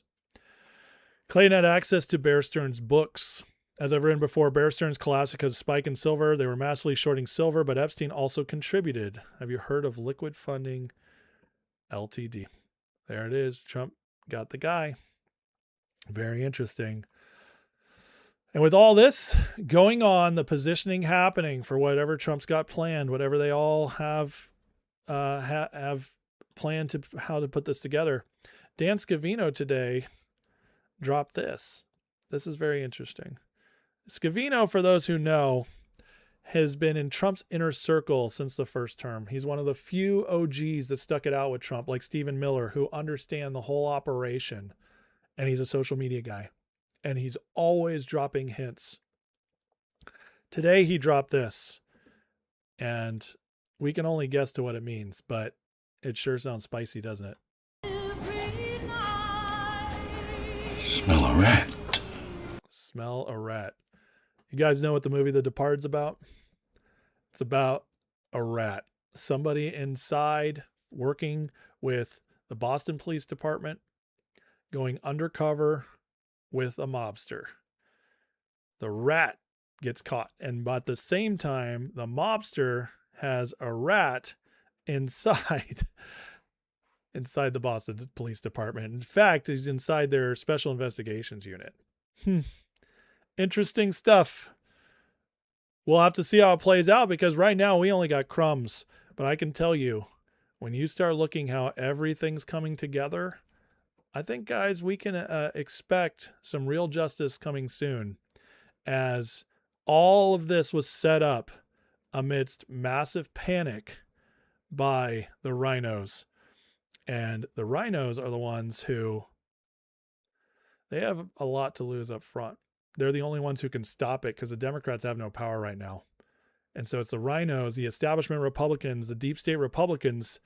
They're the ones we watch right now for the panic, because they're the ones giving us the tell that we can't let this happen. Unfortunately for them, no one can stop what's coming. They just don't have the leverage. Justice is coming, folks, and it's going to come at massive, massive levels soon. And so we can just watch and see how it all unfolds. Thank you guys for watching this segment. I have much more to come, but in the meantime, if you enjoyed that, please hit the like and subscribe. Let me leave this up for now because it's fun. Hit that like and subscribe, and let me take a minute to get into your questions and comments. Thank you guys for spending your day with me. I'm appreciating it. Let's see here. I have a couple comments here. Violence Poetry says, mass deportations expanded. Jones, Carlson, hardest hit details at 11. I can see that coming. That would make a lot of sense, wouldn't it? Dave Ricard says, I think people blame inaction on Trump and what they should be calling out the rhinos in the Senate and the leftist judges. Yeah, 100%. But that requires paying attention, doesn't it? That requires actually understanding how all this works. So it unfortunately takes time, and a lot of people don't do the work. Nobody understands what the grand jury is doing in Florida, says Dave Ricard. Yeah, well, that grand jury is supposed to be unraveling all the Russiagate stuff, which they unravel that and they decide to take action on that. That could be bringing indictments for sedition as they tried to take out a duly elected president. Waffles and Bacon reminds us that Clayton took over the Diddy trial after Comey effed it up. Comey's daughter. Yes, that's true. Clayton's been involved in all kinds of interesting things. Romdog says Biden went to St. Thomas personally to fire the AG about to open an investigation into a bank holding Epstein's financial activities. Yeah, exactly. This was one of the things that drives me the most nuts about the whole Epstein stuff, is that when people are like, oh, Trump hasn't done anything, I'm like, he's the only one who's done anything. Epstein caught on Trump's watch. Epstein files released on Trump's watch. Justice being done on Trump's watch. Exposure happening, Trump's watch. All of this. Traffickers by the thousands being arrested, Trump's watch. None of this happens without Trump. And so for anybody who denies that, they're crazy. They just don't know what they're talking about. And this is where I can use the word retard. And in fact, I have friends who, when they know this stuff, if they still double down, I'm like, you're retarded. And I love you. You're my friend, but you're acting retarded right now. You have to, once you see it, you have no excuse. You have no excuse to not understand. And when they say these things, I just do not understand how some people think. You really think would have gotten any of this if Kamal had been in charge? You really think that? Come on. It's insane. It's insane. Rum says, I hope all the prosecutions are done in prime time for Americans to see. Yeah, that'd be fun, but might be a little greedy. Not sure it'll happen. Clayton's confirmed, but has not yet been sworn in, so Pulte can continue acting. Yeah, he can. I don't think it's going to last much longer, though. I don't think they'll leave him in there for 200 days waiting for it to be.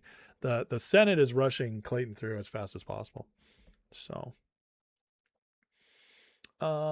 anything else here? Remember, guys, if you're trying to get my attention, please tag me so I can see it. Otherwise, it's hard. But otherwise, hit the like and subscribe and, just watch and enjoy. CRZ says, just subscribe. Fell for you immediately, my kind, straightforward guy. I'll be watching. I love it. Thank you so much. I appreciate you.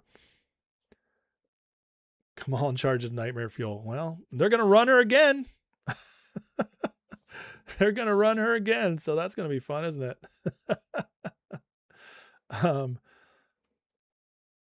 Yeah, the thing is with Diddy is he got a softball deal. And the reason why is because Comey jacked up that case so much. Why do you think she jacked it up so much? Because they didn't want to catch him. They didn't want him to go away. They couldn't avoid it because it was so bad and obvious, but she totally botched the case. And so Clayton came in, got the best he could after everything she screwed up. That's what happened. So Democratic bench is really sad. What bench? They don't even have a bench. I mean, they do. And you're right. It's pathetic. It's the bench warmers is what they are. They are the bench warmers. All right. Hit the like, hit the subscribe, guys. If you want to support the channel, please. This is a listener supported channel, viewer supported channel. So you can always send a super chat, be guaranteed to be read on the show, or join the membership. Click the Patreon link below in the description. Try it out for a free month. I think you'll like it. The community there is amazing. The Discord group's amazing. And so the members' lives, I'm told, people enjoy them. So come and join that. See if you like it. See if it's worth your money. But you get a month to test it. So try it out for free. And I, you know, then you'll know. Then you'll know. I see Alex said to impeach Trump. I did. I covered that yesterday. It's insane. Yeah. Pizza said Trump told give him 18 months to see results on gas prices. Yeah, and we still got time, don't we? It hasn't been a full 18 months yet. GG Evans, $5 super chat. Thank you. GG says Grifter Relay, was Alex Jones always an asset or did they flip him after Sandy Hook? Always wondered how he got into the Burning Owl party way back. I am at the point now where I believe he's always been an asset. I didn't always believe that. I used to believe that Alex was on the up and up. He just was a little abrasive, little dumb, little ahead of himself sometimes. But now I see better. Looking back, once you look back, you realize the whole lie that Alex has been right for 20 years is simply not true. He's been wrong several times. He's always been a doomer, a black pillar, which is always a sign of a sign of psyops. And going back to even 2000, Bill Cooper called him out and knew it from then. So if you watch Alex's track record looking backwards, you can kind of see that I think he's always been an asset. And then you realize he said it himself. His father has, it was CIA ties, and then it kind of makes sense, right? And I think what happened with Sandy Hook is he just went too far and got himself into a situation that he couldn't get out of. But he's been playing the game for a long time. He is. So, but yeah, I trusted Alex up until about 10 years ago. It was about 10 years ago I started seeing through him. And even then I wasn't 100%. So he won me over sometimes with like his Rogan talks, and he just seemed so genuine at times. And even though it was hilarious and ridiculous, but yeah, it took me a while to really get to the point I 100% believed he was, not there. So, let's see. DJ, you still putting it down that I have, I'm deep state. Violence says they had to pawn the bench for the midterms. The pawn the bench. The frogs turned Alex gay. He was rubbing those gay frogs too much and it got to him. Christy Abbott says, I still read books. Well, I do too. I'm actually working through the Dune series. I'm on book 5. The books are great. We should all read books. It's a fact that people don't buy physical books like they used to. And that's why I said that earlier. Freenez says, I'm kind of mad about Alex Jones and Whitney Webb's books. You know what you can do with those, Freenez? You can chew up the meat, spit out the bones. Like Whitney Webb's books especially, they have a lot of good information on them that are true, but she seeds it with other stuff to kind of throw you off, and she maintains this whole like there's no hope mentality, but it doesn't mean all the information is wrong in those books. All righty, let's see. Thanks, Clinton. John Clinton. Are you Clinton? How many people have you suicided? Just kidding. When am I starting OnlyFans for feet pics? No time soon, but thanks. I appreciate it, I guess. Okay. All right. You guys ready? Oh yeah. Everybody's saying Alex getting into the Grove was a wake up call. Yeah. I mean, that's part of it. Yeah. You know, and it looks at Alex does what everybody else does. Who's a good grifter, who's good at what they do. They bring a lot of truth and they give you little insights into the inside of things, the stuff that doesn't really hurt anybody too much. They give you insights into that so you feel like they're an insider. So you feel like, oh, they're in the know. And then they seed enough truth into it where they can be proven right on some stuff. And so they build trust and then they hit you. They hit you. And see, what happened with the grifters, why they're all coming out now, why it's so obvious now, is it's the exact same thing that happened to the globalists. They were running their grift at a nice slow pace where they had a lot of trust and a lot of audience, and it was going smooth for them for a long time. And then Trump came along and Trump started fighting back and peeling back the system and defeating them. And it got to the point where they had said, we have to use all our cachet. We have to use every bit of trust we built up over the years, all the clout we have, all the influence we have, and we have to try to stop this now. And that's why they started pushing it. They started getting all assets deployed. It was all in time. And as a result, they exposed themselves. And yeah, they took a few casualties with them. A few people still believe them. But for the most part, they're losing influence by the day. And people are waking up. And that's, you know, and that's why. So that's what's happening right now. That's the season we're in right now. The exposure season. So there you go. Okay, let's move on to the next segment. Again, please hit the like, hit the subscribe. Thank you guys for the support of the channel. Thank you for everybody super chatting, all the members, all the support. If you want to continue supporting me as I go through everything, you know what to do. Links in the description below, and super chats and questions, comments during the segment. Please tag me so that I can try to find it at the end and answer. All right. So I'm going to get into it right now though. So yesterday, Trump came out and said, we're going to F up them. It's basically what he said to Iran after Iran ran a secret attack on U.S. bases in Jordan. Thankfully, everything was intercepted because they used Chinese Timu missiles, not the super duper secret hypersonic perfect missiles that are going to set us all back. Thank you, Scott Ritter. Thank you, Douglas McGregor. Thank you, Kyle Seraphin, Alex Jones. Yeah, the super duper secret missiles they launched came from China, so they failed. They didn't hit us, but Trump was pissed. And this has opened up a new can of worms for this war, the skirmish we're in, that is going to fully break the whole globalist City of London hold on the Middle East, which is why they're so interested in not giving in. But last night, U.S. strikes were reported across southern Iran, making them one of the most geographically widespread strike waves of the current campaign. This has been our response so far. According to CENTCOM, targets included IRGC military command centers. There we go, baby. It's getting more serious. Took out missile facilities, drone facilities, coastal surveillance sites, coastal defense sites, maritime capabilities, all to protect the strait.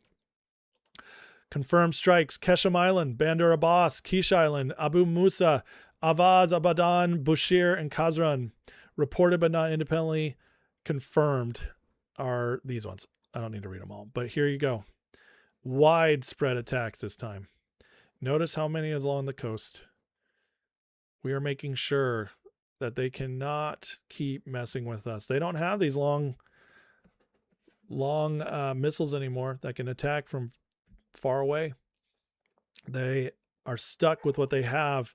And so you take out their capabilities close to the area and you severely limit what they're able to do.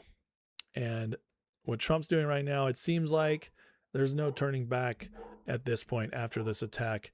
Here's an IRGC intelligence headquarters getting wiped off the map. You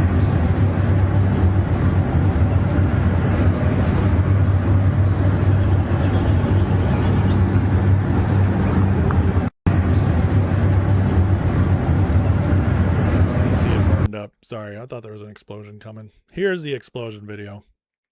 So U.S. and Saudi Arabia working jointly together. This is a big deal. Having Saudi Arabia join with us is a big deal, as they've now officially, because they might have been doing stuff behind the scenes with us before, but the official allowing it to be public, Saudi Arabia is now working with us. This shows you Saudi Arabia is the big player in the region. They're the wealthiest nation in the region, one of the biggest, maybe the strongest military for what we know. And them joining us publicly is basically a statement that we're done with Iran. We're completely reshaping this region. But here's what's coming from them. Boom, baby.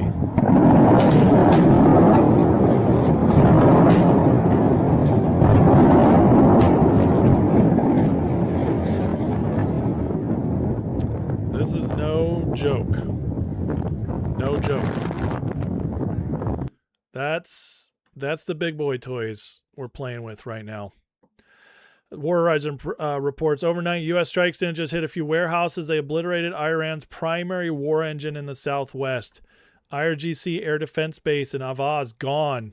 Intelligence Ministry provincial headquarters leveled. Multiple drones, missiles, and aviation sites cratered.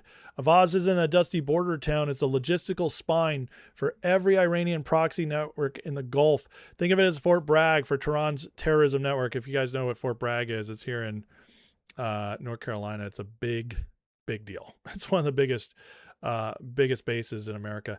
Every weapon smuggled to Hezbollah, every Houthi drone blueprint, every IRGC missile test trajectory flows through Avaz. So this is the end game to Iran. I mean, we're taking out all their capabilities to sustain things.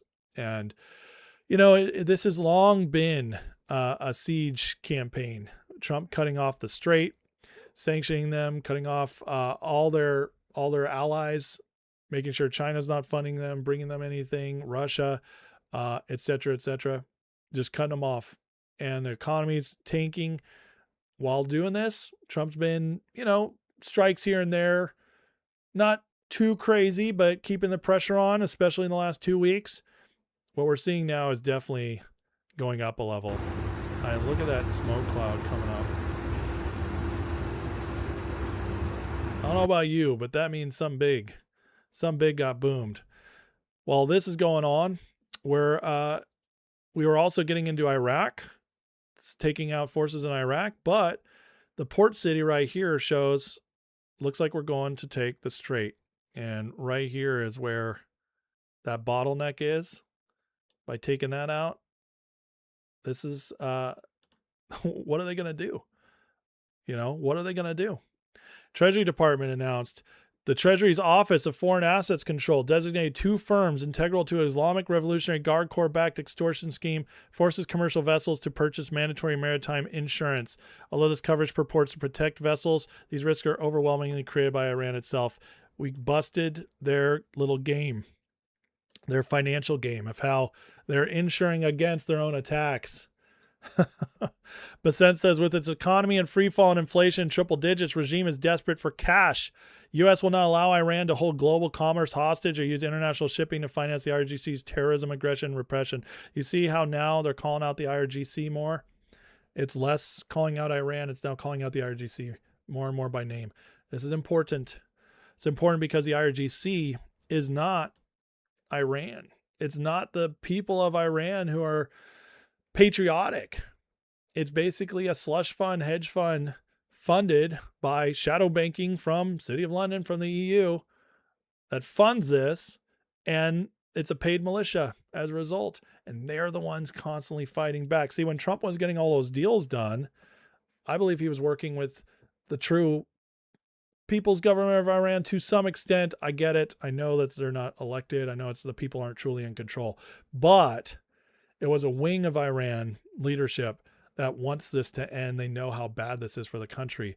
But the one with City of London ties, they can't give in. They're the ones leading all of this. And we keep seeing it pop up. More and more, they're labeling it IRGC. getting specific for a reason. The messaging is important. This is what gets the people to rise up as well. Gives them hope. We just take out this part, we're done.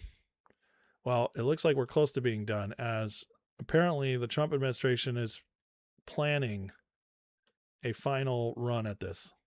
The president has been presented an option by the head of CENTCOM to go big and escalate strikes. According to the Wall Street Journal, the idea behind Admiral Brad Cooper's high-end option is to go beyond the smaller retaliatory airstrikes that have done little to deter Tehran from threatening ships in the Strait of Hormuz and lobbing missiles at American forces in the region by sharply escalating the war, according to people familiar with his thinking. CENTCOM says last night, forces successfully completed a heavy wave of strikes against Iran in response to yesterday's attempted missile attacks on U.S. forces. The strikes aimed to further diminish threats posed by Iran and its proxies to American forces, commercial shipping, and neighboring Gulf countries. And this all really could turn into a much broader world war if this Reuters report is true about China getting ready to sell Iran tens of millions of dollars worth of shoulder-fire missile launchers built to take out helicopters and fighter jets. President Xi told you that China would not give or sell Iran any weapons. And there's a new report that Iran's about to get 400 rocket launchers from China going through Pakistan to Iran. Well, that would be surprising. I mean, things like that happen. But that would be surprising. He told me very strongly he wouldn't partake. And he knows I'd be quite disappointed. And when we asked the president about this last week, he said that it is his opinion Xi and Putin are not helping the Iranians in this war against the U.S. right now, based on chats that he has had with them. But we also know it is the opinion of some others in the administration in very high levels that China and Russia are at the very least enabling Iran right now. Which there's no evidence of. This is very important to understand. This is from Reuters. Reuters is a deep state publication. What moron would inform Reuters, hey, China sending 400 missiles through Pakistan, get ready, and Reuters reports it? Really? Makes no sense at all. This is part of the PSYOP, folks. This is part of the PSYOP to make you think that Iran is never going to end and that China all of a sudden is going to turn it into World War III. That's what they want you to believe. That's the news being reported. Fox News knows this. Reuters is a joke. Reuters is an absolute joke. And that's why Trump kind of surprised was like, I'd be surprised by that. He knows better. This isn't going to happen. You'd have to be retarded to believe this. China, hey guys, China's going to actually bring in missiles through Pakistan.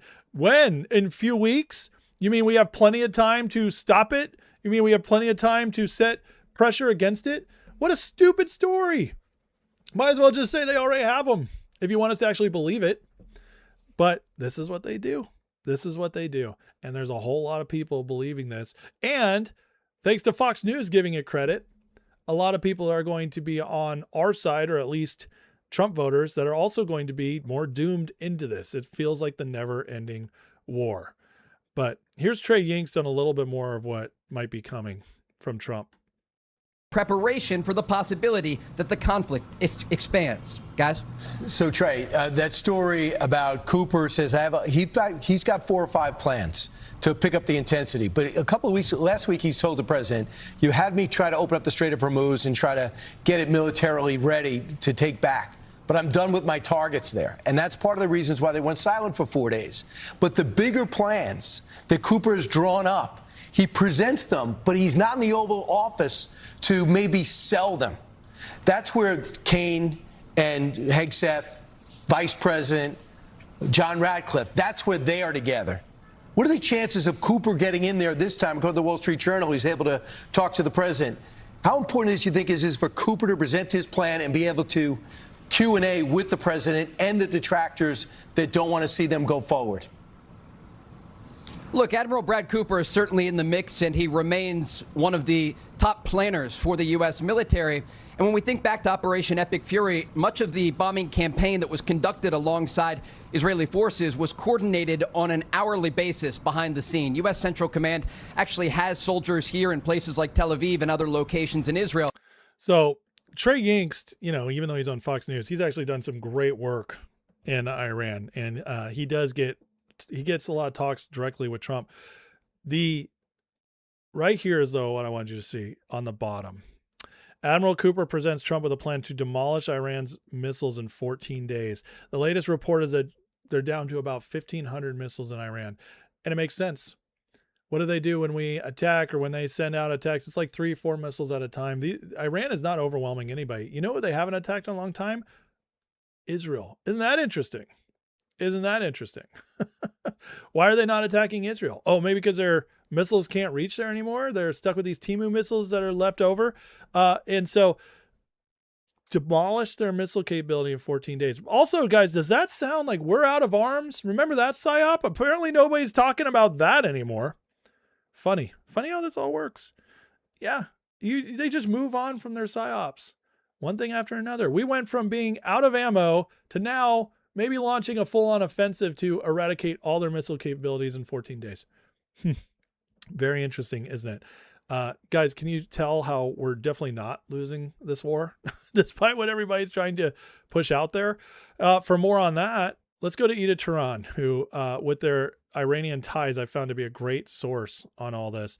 But now that it's become crystal clear to all the former supporters of Islamic regime, the regime is on the verge of collapse. Everyone's scrambling to claim a share of Iran's future. Now that's how you know it's really at the end. The people in the know are scrambling to get to the next step. The corrupt transnational network of globalists, whose goal in 1979 was to conspire against the Shah and install a weak government, wanted nothing more. By the way, this is exactly right. The transnational network of globalists. MI6, City of London, Davos, CIA, all working together to make Iran a proxy. That was always a plan. Wanted nothing more than destroy Iran's independence and secure their own influence and control.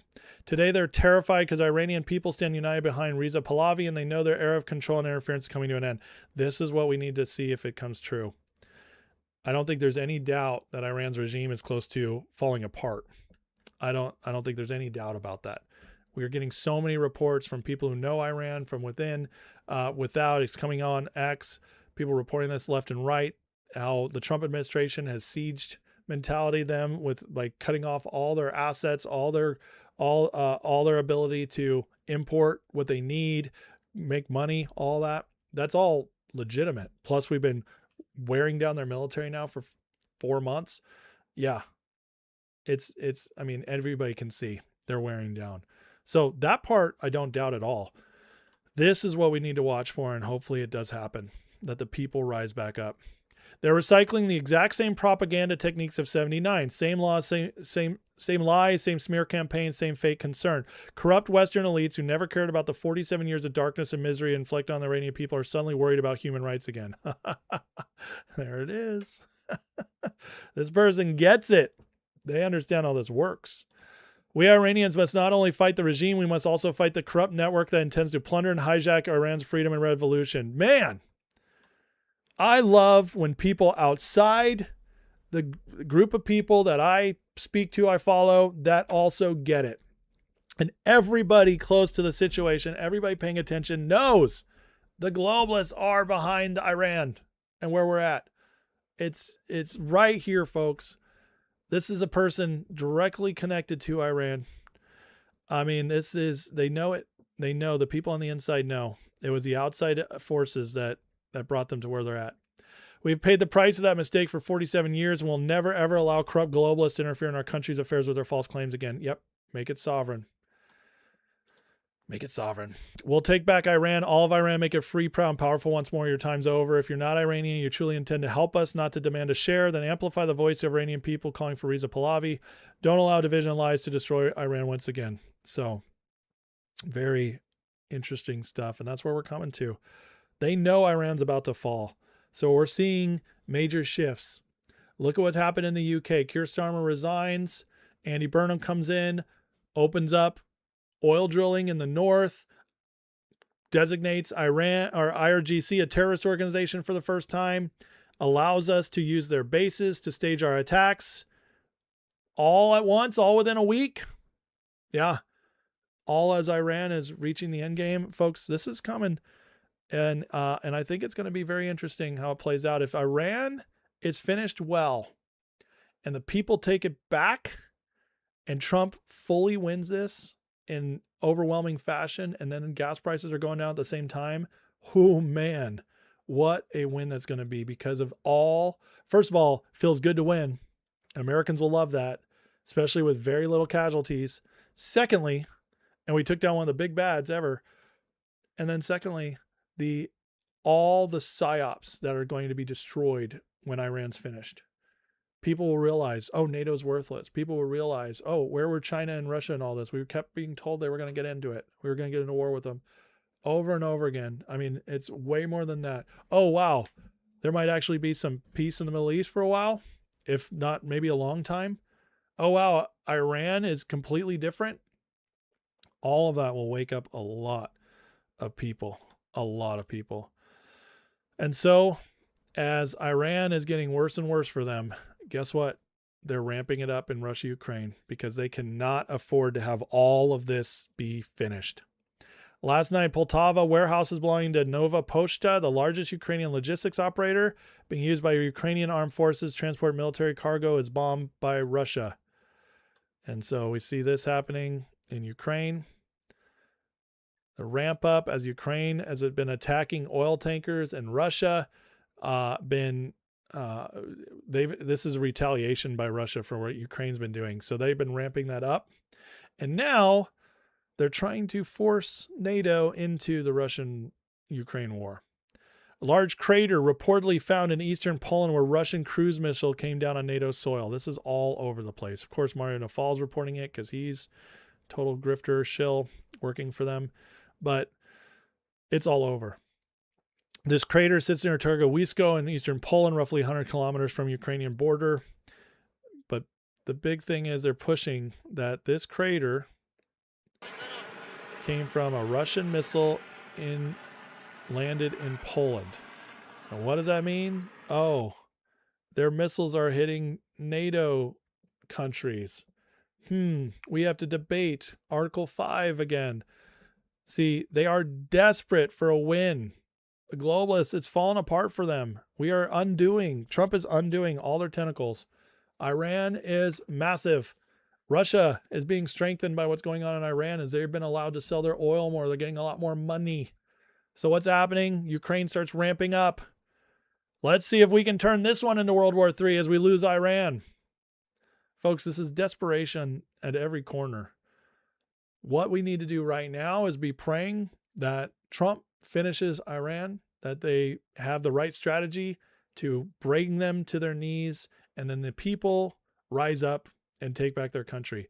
If that happens, or if Trump finds another way to victory in Iran, it's the first of many dominoes. Russia, Ukraine won't be far behind. I really don't believe so. I believe that this is all being set up for that. And then Cuba, and who knows what else. But wherever you look, the deep state, the globalist City of London crowd is losing control like crazy. And so we're in the desperation mode. We're going to start seeing weird stuff more and more as they get more and more desperate. The question is, how much do they have to respond with? So far, it's been pretty pathetic. I don't know how much they have left, but we'll continue to monitor it as Trump keeps reshaping the world as we know it in beautiful ways. Sovereigntists are winning this battle against the globalists, and I don't think there's any way to refute that at this point. Iran, I believe, hopefully in the next few months, will be free again. We'll see how it goes. All right, hit that like and subscribe, folks, if you enjoyed that. Next, we're going to talk about the latest on the midterms, the continual collapse of the Democratic Party, what Trump's doing for election integrity, the fight he's got against his own party, et cetera, et cetera. And then we still got the Grifter Report coming up soon. So don't change that dial. Stay tuned. It's coming. But first, let me get in and make sure I catch up with you guys in the chat. Chio Sab with a $5 super chat. Thank you, Chio. Says, when I see Trump panic, then I'll panic. Till then, I'm going to let Trump cook because he's doing a great job. Compliments to the chef. I love that. Well done. Thanks, Chio Sap. I appreciate you.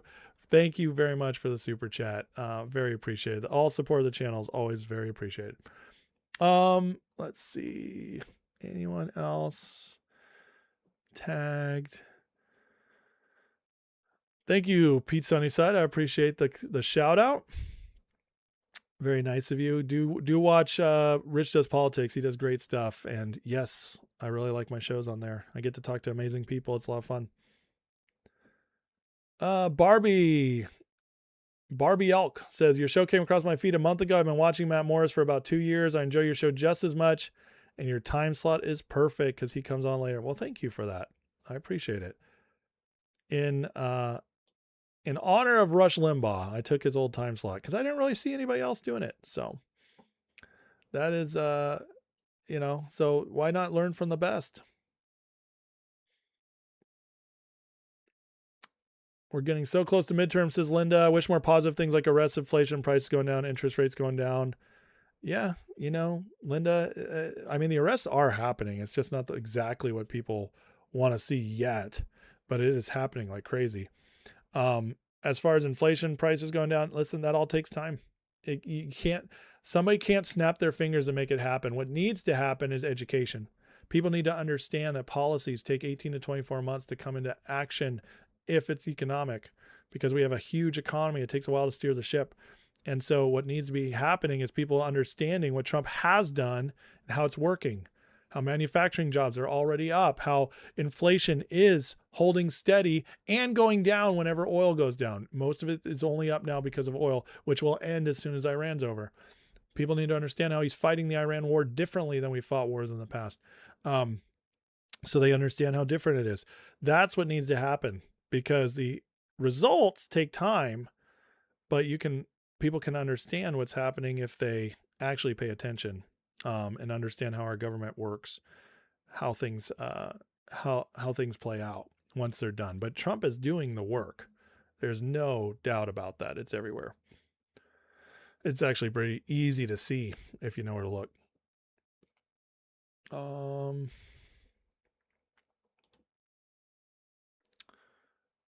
Alrighty. Okay. Well, guys, Trump crapped all over Limbaugh. What? Crapped on Rush? Are you kidding me? He gave him the Presidential Medal of Freedom. He honored Rush more than Rush has ever been honored before. How could you say Trump crapped on Rush? That's just, that doesn't even make sense. Rush loved Trump and vice versa. That's a crazy thing to say. That's a crazy thing to say. He gave him literally the largest civilian honor that can be given by a president to a civilian. I just don't know how you could say he crapped on Rush. That's crazy. DJ says mass arrests coming in 27-28, as well as battle for New York, Europe overthrowing their government. I hope so. I'm not so confident that Europe's ready to do it, that the Europeans are ready to do it. I'm not. I'm hopeful, but I don't know if they're ready. Pete says Trump needs to get the message out as good as Spencer Pratt ads. Well, I'll tell you what, the things are going to ramp up significantly as far as messaging, because with the midterms coming, they're about to spend a lot of money getting it out there. Snow Baby asks, am I a Rush baby? Well, I mean, technically a Rush baby is somebody who converted under Rush. I was always conservative because my dad, but did I listen to Rush like crazy? Yeah. Love Rush. Learned a lot from him. Oh boy, here we go. Trump said he respects and likes Bill Clinton. Do you understand? I don't have time to go into all this. You can watch my videos from the whole Clinton stuff. Trump hates Clinton. He says that kind of stuff to put a spotlight on Clinton. And you can tell because guess what? Everything he's doing is putting pressure on the Clintons. He allowed the Epstein files to come out, which looked terrible for Clinton. So I can't even. Some of these people are so black-pilled and so psyoped, like like what's his face here, that it's like, did you just join the party? Do you have any idea what you're going to what you're talking about? Probably not. But also, I completely called out called out his comment that Trump crapped all over Limbaugh. What did he respond with? Shift, new thing. I'm going to throw another bomb instead of admitting you're right. Yeah, that's how you spot a troll, friend. And trolls go bye-bye. Bye-bye, troll. Bye-bye, troll. You're not going to be missed. So dumb. These people, man. These people are ridiculously stupid. It's very sad, honestly. It's sad. Some of them are absolutely stupid, and some of them just they feel more comfort in being negative. They feel more comfort in that, and so they choose to stay negative. They choose to only look at what they want to see that confirms their bias they already have. And so people like Andrew, who was just in here, who I just blocked, he comes in here because he has a confirmation bias that is, I don't like Trump. I'm not getting everything I want. And so I'm only going to look at the stuff that confirms my bias, and I'm not going to do real work. And so when I directly counteract and expose how stupid his comment was about Trump and Rush, what does he do? Just throws a new bomb in there. Bombshell, bombshell. I'm going to get you. Gotcha, sucker. And you know what happens to gotcha, sucker trolls? They get blocked. They get blocked. And that's, and now he can go find another show to troll because he's too dumb to stay here. My parents are MAGA. My brother-in-law's libertarian, says Threads. Kevin, what's up, brother? $2 super chat. He says, I brushed my teeth. Well, good, man. That's excellent. Sebastian Jones say, all they do is talk like Massey, talking about Israel today instead of giving us names. It's been 400. Yeah, I mean, Massey, we all know he's a fraud. Lisa says, the truth is we can rewire our brains to be only comfortable with negativity. Listening to Black Pill podcast, it's true. Yeah, you just listen to what you want to hear. And that's how it goes. You're right. You're absolutely right. When is Massey going to name the names? Never, because he has none. He's such a liar. He's totally psyoped tons and tons of people into thinking he's a serious man when he's not. He's a complete fraud. And Massey's one of my favorite people to keep exposing, which I will keep doing. So it's beautiful. It's beautiful. All right. Speaking of frauds, look at this guy, effing doll. Oh my God. James Talrico. DJ says Trump could have one epic speech exposing the truth from his side about the deep state. His approval rating would skyrocket. Actually, no, it wouldn't. And let me tell you why, DJ. Did you see what just happened when Trump exposed the election? Dropped actual receipts from the CIA about the election fraud in China and our intel agencies. Did you see how that was treated? He was ignored. Most of the media cut him off. And then the ones that covered it poo-pooed it and talked about why it wasn't a big deal. See, the people have to be shown, they can't be told. And so who watched that? Who watched that exposure that Trump laid out? We did. Those of us who already know. And then a few others. But that speech, it was to just kind of start something, to open it up. But it's also why he didn't go into all the details. Because if you drop it all at once and you don't build the case, you don't start leaking stuff out so people can start awakening on their own, he would just be destroyed over it. And there would be a lot of people who say Trump's desperate. Even people who voted for him would say, "Oh man, this is too crazy. I'm sorry. Trump won't. No. Oh man, he went too crazy. I don't feel good about this." And they would believe that. And that's why you can't just do a big speech and expose everything. This is why Trump has to do it the way he's doing it. People have to be shown. They can't be told. And I'm sorry, it's just how it is. Have you ever tried arguing with somebody who already doesn't believe or isn't open to stuff? Where does it go? It goes nowhere. And in fact, sometimes they just close themselves off more.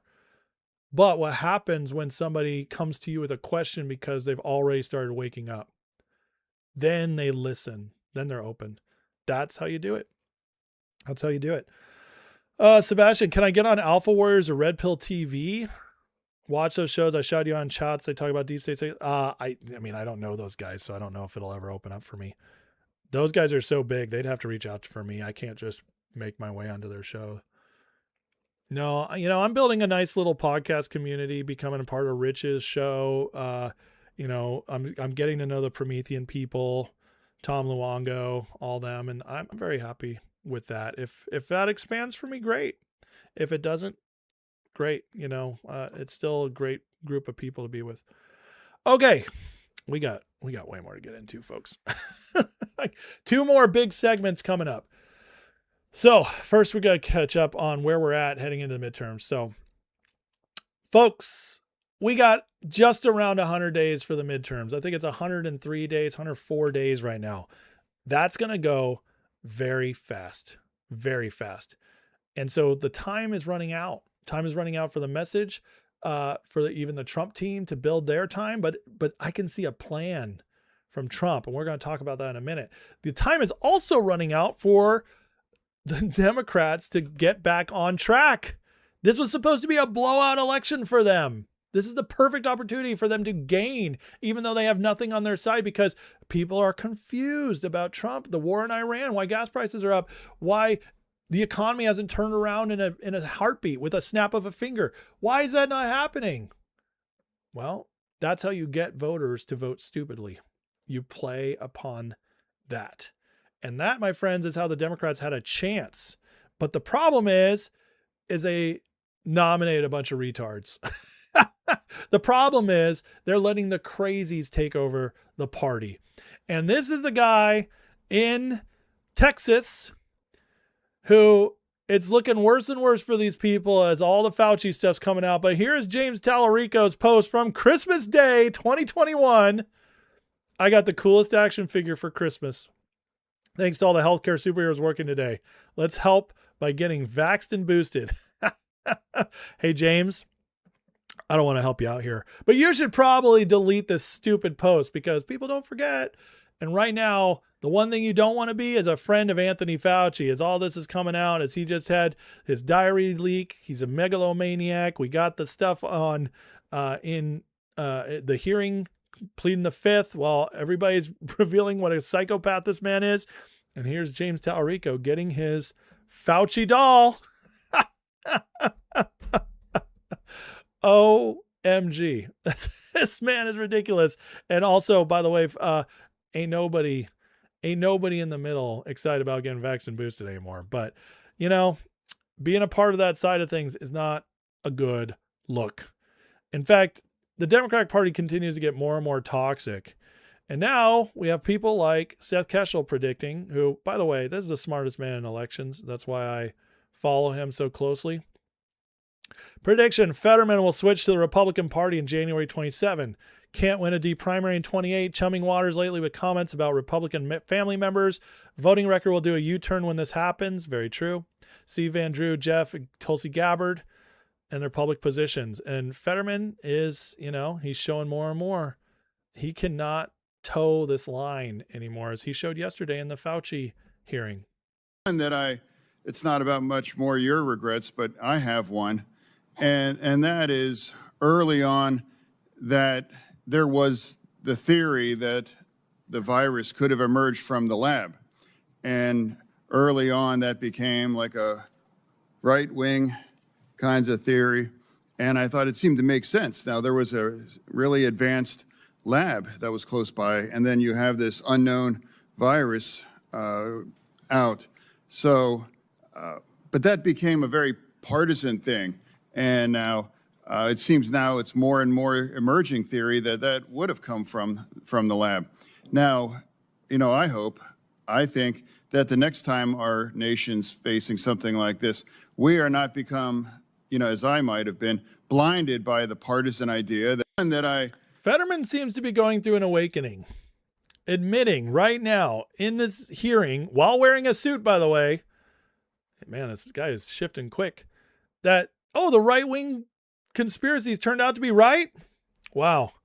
Big deal. That's a big deal. We're starting to get the glimpses. And I agree with Keschel that Fetterman is laying the groundwork to make a switch to the Republican Party in a way that's not going to shock everybody. He's preparing for this, and he will probably wait till after the midterms, which would make sense. But that makes it so it's even more impossible for them to get the Senate back, folks. And just like I've been telling you all, Keschel, he backs me up here. Once you change, you don't stay liberal because you become part of a caucus. And in order to stay within that party, to have influence within that party, you better vote with them most of the time. We will gain. He might vote like a rhino, but a rhino vote is still good 75, 80% of the time, whereas a Democrat vote is never good. So I'd rather have Rhino Fetterman than I would have a Democrat Fetterman.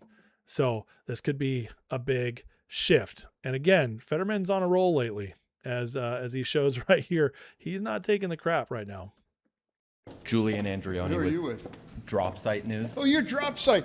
Oh, no, it's like a race between who's the more pro-Hamas, Drop Site or Zideo. So now I got both. Hi, everybody. Yeah. Okay. You mind if I ask you a question really quick? It's about. I just want to say I want your viewers to say how much I love to watch Israel eliminating the Hamas leadership. And you may like this I know question. that upsets a lot of your viewers and a lot of your founders. Yeah. So, but I think it's a great thing.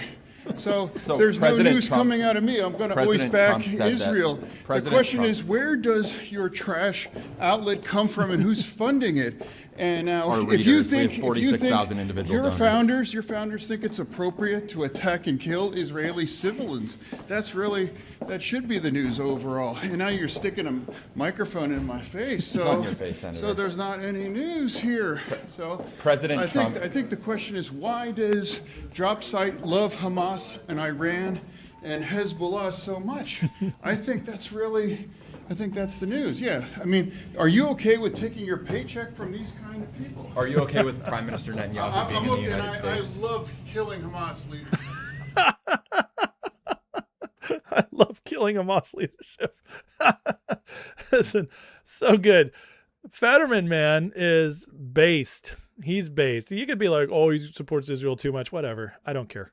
I honestly, that doesn't bother me. I come over to the light side and continue expanding your mind. Drop Site News is a joke. This is who is constantly quoted by the fraudsters like the Young Turks, Scott Horton, Dave Smith. They get their news from Drop Site, which is a complete and utter failure and fraud site that is run by the foreign interests, the terrorist interests. So that's well done for Fetterman for doing that. It's beautiful stuff. And Fetterman has been on this kick lately where, here's Bernie Sanders finding out how Fetterman called him out. You can see Fetterman is actually becoming a big part of this Democrat civil war because the Democrats, the establishment Democrats, are worried about the communist Democrats because the communist Democrats are saying the truth, and the establishment Democrats know you can't tell the truth or you don't get elected. So there's this fight going on between them, and the fight as they're getting more and more radicalized because the establishment Democrats are losing this fight. Well, guess what? The people with common sense, which there's very few of them left in the Democratic Party, the few Democrats who are actually real life humans anymore, who are not part of this satanic globalist cabal, they're like, we can't do this anymore. And Bernie Sanders has gone all in with the commies, and Fetterman called him out the other day, which was beautiful. And here's Bernie reacting to finding out about it. John Fetterman, your colleague in the Senate that you caucus with. Look, guys, it's Dylan Mulvaney. I didn't know Dylan Mulvaney had gotten a CNN show, but there she is. Anyways, I just had to interject that. Thanks, Trump. Said that he believes Abdul El-Sayed's candidacy and your involvement in these primaries is actually hurting the Democratic Party. This is what he said. It means that puts that seat really in play. Absolutely. And that if he wins, that means there'd be a celebration over the GOP, 100%. Is Bernie making it harder for Democrats to recapture the majority? Well, yeah. I mean, like, what's he out on? Well, what's in it for him? You know, if it's not anything more at this point, ego. You know, maybe sit a few out, Bernie. You know, it's you're not helping. Well, the last poll that I saw in Pennsylvania, not a whole lot of Democrats think that he is representing them. And as you know, there's some question whether or not he flips and becomes a Republican. So I would not put too much credibility in what somebody like Fetterman says. He said you should sit this out. Is that what he said? Yeah. So you think I should take his advice? I probably won't. But John, not going to take your advice. We're going to work as hard as we can, not only to elect El Sayed, but Peggy Flanagan in Minnesota, and strong congressional candidates all over this country who have the guts to start taking on big money. I don't know about you guys. I love watching Bernie squirm. I love watching him squirm. And the Democrats, from a power perspective, the dumbest thing they ever did was push Bernie out. Don't get me wrong. He's terrible. And it would have been horrible for the country if they'd let him in. But that's the worst thing they did for their own party, because all the energy in their party is with the crazies and all their energy is following Bernie. So if they'd allowed him to become the head, who knows? Who knows if they would have been able to keep moving forward. Now, Bernie, obviously, he's crazy. Okay, he is a commie, but he's not as controlled by the globalists. He's just a commie because he actually believes in it. He believes in it except for when it affects him. And that's why they didn't let him win, because they needed the pawns to win, which is Hillary, Biden, the establishment ones. They couldn't risk Bernie being honest. They couldn't. And it was the worst decision they ever made for their own party. But now Bernie, he's an old man. He's withering and dying. And he's looking more and more pathetic by the day. And it's wonderful to see him, who he honestly isn't even a Democrat. He's an independent who only comes to the Democrat side when he wants to run for elections. But it's wonderful to see him now being a cog fighting against the establishment Democrats. It is, and they're all falling apart. It's getting really bad for him. But even Bernie, he kind of knows it. He can tell something big's coming, and it might be very bad for them. Listen to the panic as he explains what's coming. What does it say to you in terms of how the president is viewing the midterms? Look, you have a president, again, who in my view does not believe in democracy or the rule of law. He's an authoritarian. He will probably try to do every possible thing he can do to make it harder for people to vote. If you're disabled, if you're a person of color, so forth and so on. And we have to be prepared for that. What does it say to you in terms? We have to be prepared for Trump stealing the election. That's basically what he's saying. This is the second Democrat we've now heard this from. Yesterday, I played the clips. Democrats freaking out. Trump's going to steal the election. This is the panic, folks. They're seeding the narrative now because they want to be able to say the midterms were rigged because they don't have anything else. They know things are going very badly for them. Don't believe the polls. The polls are not correct. Again, with polls, you can't believe them by themselves. You can believe trends. If it shows Republicans gaining poll after poll after poll, that's a trend because they can only hide it so much. If you see Democrats running away with it, every single poll instead of just 1 and 2 here and there, you know that things are bad. Trends, they do report trends, but they don't report the truth in and of themselves. Democrats, we're hearing the panic. We're hearing the panic. And as Clandestine says, sounds like Bernie's concerned about Trump doing something drastic. He alleges Trump's an authoritarian, doesn't believe in democracy. To me, this sounds like Dems believe Trump's going to use executive power to secure the 26th election. Maybe, or they're just creating the narrative if they lose. So he says, which means they'll get massacred, their voter fraud will be exposed. That's what we can hope for. But I agree with him right here where he says this is an excellent sign. They're afraid for a reason. 100%. And maybe this is some of the reasons. Oh, as Mamdani just launched his government-run health or government-run grocery stores, guess what? The people who voted for him, the immigrants, along with the college-age Republicans, or college-age white kids, not Republicans, they're now suing New York City over the grocery-funded stores. That's not good for him. Commies already? It hasn't even been a half a year yet. It's fallen apart for the commies in New York. Ooh, that's not good. This is not going to be a good story for it to continue if they're fighting against their own. But on the other side, the Trump administration is actually putting stuff in place to get our energy much cheaper. And as this comes out, if we start seeing shifts on this, this is going to make a lot of people very happy. We're here just to celebrate the Department of Energy is leasing these federal lands to multiple private companies to build some new nuclear technologies, as you spoke about. Also to build 2 gigawatts of new natural gas power generation that'll serve both a 1.2 gigawatt data center that'll be built here. That's the majority of that $100 billion. But also to add 800 megawatts of additional power onto the grid here, which will benefit all of the surrounding states. This is sort of a cornerstone move of the Trump Ratepayer Protection Pledge, driving prices down and industry and job creation up. We're here. You know, in the last few days, I know a lot of people are afraid of data centers, but in the last few days, I've had some excellent conversations with people talking about the data centers and bringing me into bringing me ideas that I hadn't considered.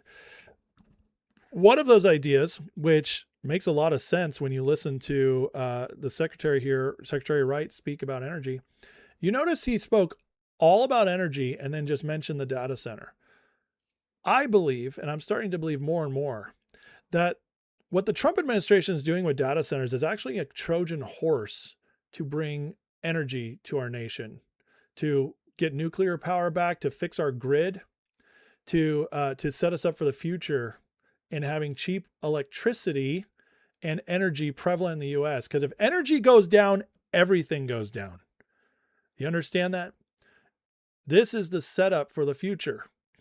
Bring in the energy, and it makes sense. What has Trump done with other energy? Well, he's made us the #1 exporter of oil and natural gas in the whole world.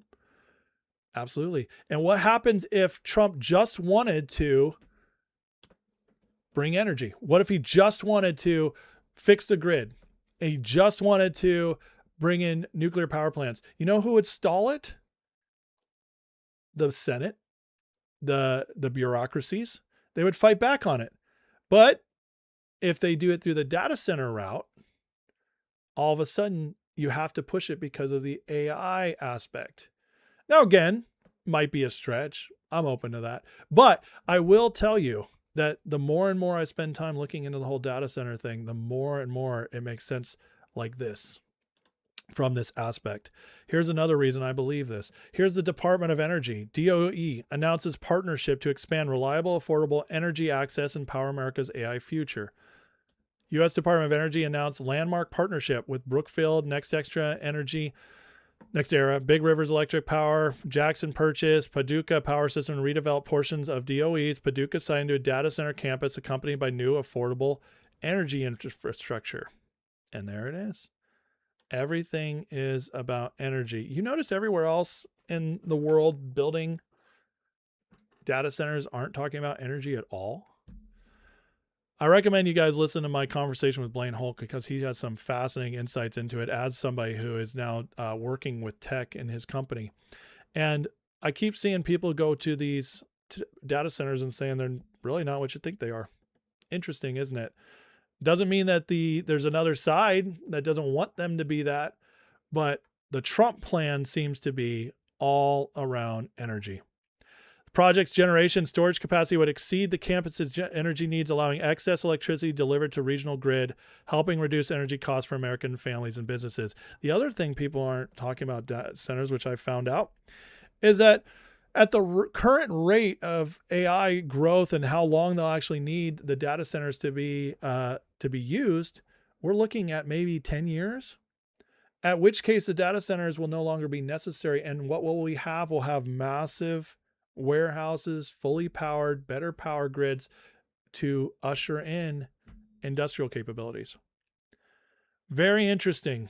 And when you look at it through that, lens, it makes perfect sense why Trump is pushing them. NextEra Energy plans to develop 2 gigawatts of new grid-connected natural gas-fired generation. upgrade existing transmission infrastructure, and deploy up to 2.6 gigawatts of battery energy to support new 1.8 artificial intelligence high performance computing. That's 0.8 gigawatts. That's just extra in all this, plus upgraded infrastructure. And this is not necessarily going to be needed for very long. So again, folks, everything they're doing with all this seems to be energy focused, which I got to say, that happens, we're going to be more prosperous than you can possibly imagine. The economy will blow up in ways you can't even possibly imagine over the next few years as energy is unleashed in our country, unlike anywhere we've ever seen it in all of world history. We'll be setting standards no one in world history has ever done. And in the modern age, that means we become the center of prosperity in the world. But while this is going on, while the Democrats are scrambling, while Trump's planning for the future in ways that could be very good, we're already seeing, and this is why I trust Trump with the data centers, is because his policies are already working in other ways. Here's the latest on the job numbers that just came out. Jobless claims, 197,000. That's once again under 200,000, which was expected. And last month's 187 becomes 188 as we continue to hover in numbers that really were the late 60s. 197, though, of course, does comp. We've had some numbers in that area. 197 would take us to the last week in April when it was 190. These are unbelievably contained numbers. And once again, I'm not sure how much info it gives us. Probably a lot of fraud taken out of these programs over the last. Jobless claims remain the lowest since the 60s.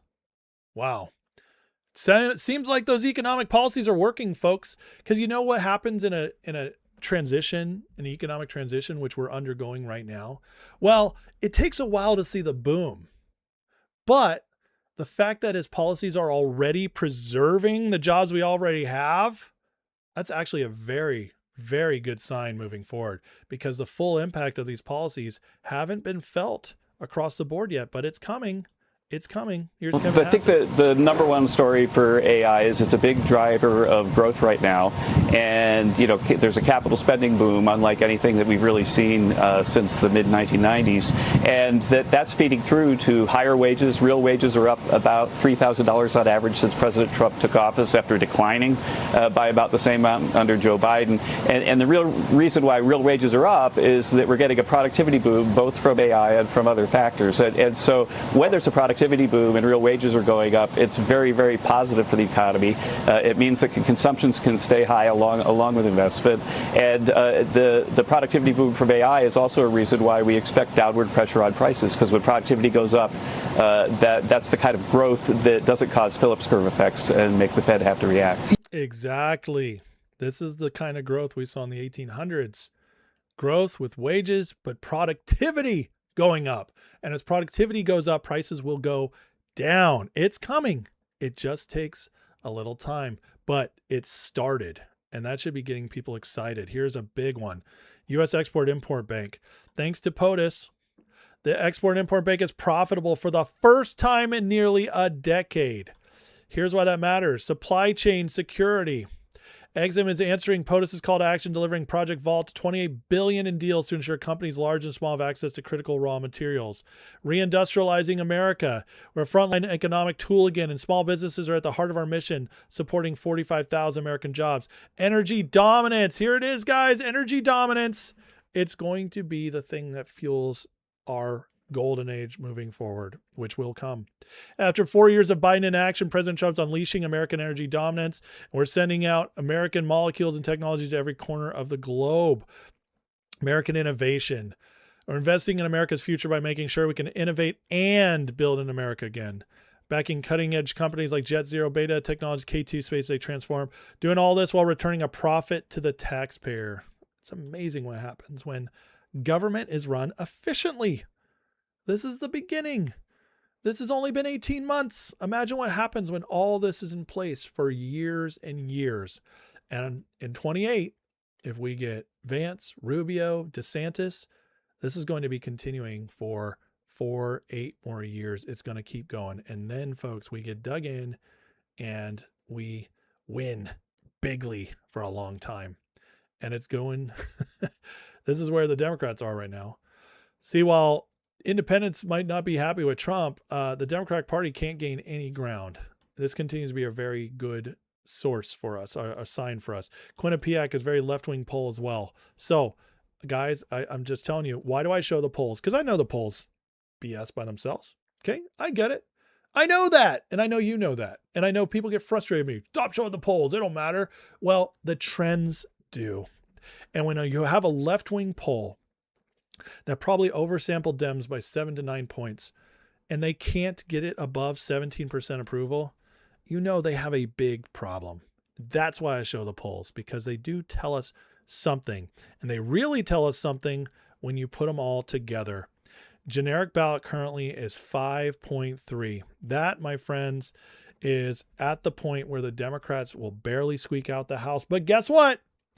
This is buoyed by fake polls and a couple outliers like this plus 11 from Emerson that is pushing that number higher than it actually is. How many of these other ones are pushing it higher as well? The Democrats are in big trouble. They can't even get the polls rigged enough where they're safe in the election. That's why we listen to this. That's why I follow the polls. And the hard data on the ground tells us the same thing. Only 215 districts are Trump R+1 or bluer. Do you hear that? 215 districts in the U.S. out of all the districts are either blue or Republican +1. They can't even get a majority of blue districts in the country. So that means they have to flip some Trump districts just to get the majority. 3 short of a House majority under an almost perfectly sorted outcome. Democrats would therefore need at least 3 seats from a 19-district Trump R+2 to R+4 band. In practice, they could lose seats to the left of that line and compensate with wins to its right, but the arithmetic still identifies this band as structural hinge. Core strategic questions whether Democrats can consolidate most of the roughly even seats, defend their existing coalition, and then win enough to cross 218. That is not going to be easy. It is not. They're not in a good place. The upward battle is for the Democrats, no matter what they tell you. And then we get some anecdotal evidence like this. I wanted to share it because it's Matt Morse, who just came out and said, I personally know 3 lifelong Democrats who are planning on voting straight Republican in 26 because they're sick of the DSA. Oh, mama, I told you. Well, the communists, it's, they're going to gain because of communists. People like the communists. Communists are going to take over. No, the communists are bad news for the Democrats. People do not like communism. They don't like the psychopaths in the Democratic Socialists, what they're pushing. This is very, very bad for the Democrats. I don't know anybody except for retards who I don't really trust who are like, oh, I voted for Trump 3 times and now I'm going to vote Democrat. Or I voted for Trump 3 times, I'm not going to vote. Okay, come on. Really? You either are lying or you just voted for Trump 3 times and I don't even know why. I honestly don't know. Even my friends who I visited in Texas who are like, I don't know what's going on, man. I'm not really happy with Trump right now. In a million years, they would never vote for a Democrat. Not in a million years. So when people tell me that, I'm like, I don't really believe you. I'm sorry. But this I believe because these people are crazy. And John Fetterman is teaching us that, or showing us that a lot of Democrats who still have brains are leaning in that direction. And Washington Post poll shows strong majority rejects DSA candidate. In Washington Post? Washington Post survey finds 55% of Americans would refuse to vote for a DSA presidential nominee in 28. Uh-oh. And that's not even calling them communist. That's people recognizing the DSA is crazy. 55% in a Washington Post poll. That means they have an insurmountable mountain to climb over. Only 39% would support one. Wow. That is death for them, folks. And by the way, with all that's going on, folks, bad news for the Democrats. Yeah, Trump isn't where we want him to be. The Democrats can't gain ground. Oh, guess what? The real campaigns haven't even started. Guess what? Elon Musk just announced he's playing a massive push for GOP in the midterms with his America PAC. America PAC will focus on door knocking, digital advertising, direct mail aimed at turning out the conservative base, including voters who typically are less inclined to cast ballots in a non-presidential election year. Oh, mama. This is the Democrats' worst nightmare. You know, thanks to the recent Supreme Court ruling, Elon can spend as much money as he wants. Is it possible this man spends $1 billion, $2 billion? It's very possible. He's got the cash. He would gladly, he knows the threat. He knows the threat. Oh, and by the way, the Republicans already have about $300 million more than the Democrats have who are in debt. Is it possible we have, at the end of this, a Kamala Harris lost with a $2 billion cash advantage? What's going to happen when the Republicans have the $2 billion cash advantage? Whoa! Whoa! Uh-oh. It hasn't even started yet, folks. The ads haven't started yet. The push hasn't started yet. The convention hasn't happened yet. I feel like we could not be in a better place going forward than we are right now. Considering presidents almost always lose their midterms, considering the confusion of the Iran war, considering the elevated gas prices, you factor all that in, considering the frustration because, whoa, arrests aren't happening. You consider all that, and yet it's still basically a statistical tie within the margin of error, and the game hasn't even started yet, and we have the huge advantage going in. Oh boy. If you're dooming about the midterms, I don't know what else to tell you. Things are lining up for a massive Republican win. We'll see what happens when all this gets started, how things start shifting. But I got to tell you, as of right now, we're sitting in a very, very strong position. And I feel more confident today than I have in months that we're going to pull this off. We'll see how it plays out. Hit that like and subscribe, folks. I appreciate you guys watching. As always, I got one more coming up, the Grifter Report. But before we get in the Grifter Report, friends, we have got to get into the chat and catch up with you guys. Chiosab with a $2 super chat says, Dan sending us to the Stone Ages, Trump to the future. Yeah, I think you meant Dems, right? But I get you. I get you. Thank you for the super chat. J-Bone with a $5 super chat says, Glenn Beckett, Energy Chairman on. Georgia data center taxes eliminated property taxes for everyone in the area. I guarantee you that if data centers start eliminating property taxes, they'll become way more popular than you can possibly guess right now. So we'll see. We'll see where that goes. Kevin Copperland with a $20 super chat says, God will put you where he wants. He already sent you to me. Well, thank you for that, Kevin. I really appreciate that. And you, man, are awesome. And I really, really appreciate your support. And just so grateful to you, brother. So grateful to you. Thank you for that. Molly Cruel, the $5 super chat says, are we all going to gloss over the fact Fetterman put on a suit to destroy Fauci in person? How is this not mainstream? That is an excellent point, Motley. Thank you for the super chat. And you're 100% right. I mean, that's how much Fetterman hates Fauci. He wore a freaking suit to take him out. It's beautiful. It's beautiful stuff. All right. Thank you guys for the super chats and your support of the channel. It's very, very appreciated as always. Let me see if I missed anybody else who may have tagged me. Let's see here. We got Pixel Snap on Rumble saying Wall Street is last. Time is coming with our stonks. Oh man, I believe so. I believe Wall Street will get cleaned up, friend. Thank you for writing, watching here on YouTube. Brookfield is Carney? I don't know. Actually, I don't know that. I see that a lot of people, I get some people upset about the data center stuff. I get it. And we'll continue to watch what happens with them. But I also see a lot of people are starting to wake up to actual good possibilities that could be with them. So that would be, I hope that's where it's headed. And I believe I'm going to be optimistic. I'm going to be optimistic until proven otherwise. I mean, proven otherwise. Dave Fun says, if you're in your 20s now, give her, since you were 10, Donald Trump's the cause of the world's problems, know nothing about U.S. history. Yes, we need to educate their youth. I completely agree with you. Just had a great talk with Mike Steger, and we did talk a lot about the next generation and why we're actually hopeful. So that'll be going live on Saturday. Let's see here. What else I missed? Katie Cat came in late, but says, I'm going to catch up. All right, Katie. Well, bless you and thank you for watching as always. Sleepy Trash Man with a $5 super chat says, out of curiosity, how do you personally do your research and discern good from bad info? That is a great question.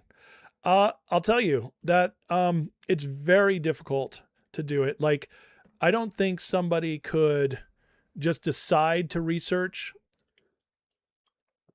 out of nowhere and be good at it, because there's so much bad information now.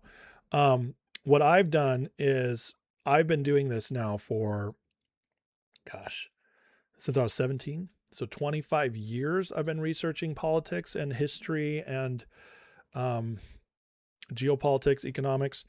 And in 25 years, I've built some discernment.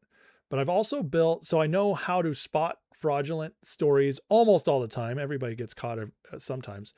But the other thing is that I found sources I trust. And when you find sources you trust because they've proven them to you over and over and over again over years, that helps. Because now I can just go to them and I can trust what they bring me. Doesn't mean they'll always be right. Sometimes they might be wrong too. But it's possible that they're right most of the time because they've proven that to me. And that's how I do it. The other thing is I've learned how to go to a source to verify things. So when I say something or when I see a story and I'm like, ooh, that's interesting. What I'll do is if it's not a source I trust, I'll be like, okay, but I need to know that something trustworthy is backing this up. And so I'll go look for it. And that takes time, man. It takes time. It takes, it's like in 25 years, you could say, I'm a pro or I'm an expert at this. I would never go around saying that about myself, but I'm good. I know I'm good at research. But everybody gets got sometimes. Okay. But you can't just decide to do that overnight. Like I couldn't give somebody tips and then they be really good at this in 2 days, a week.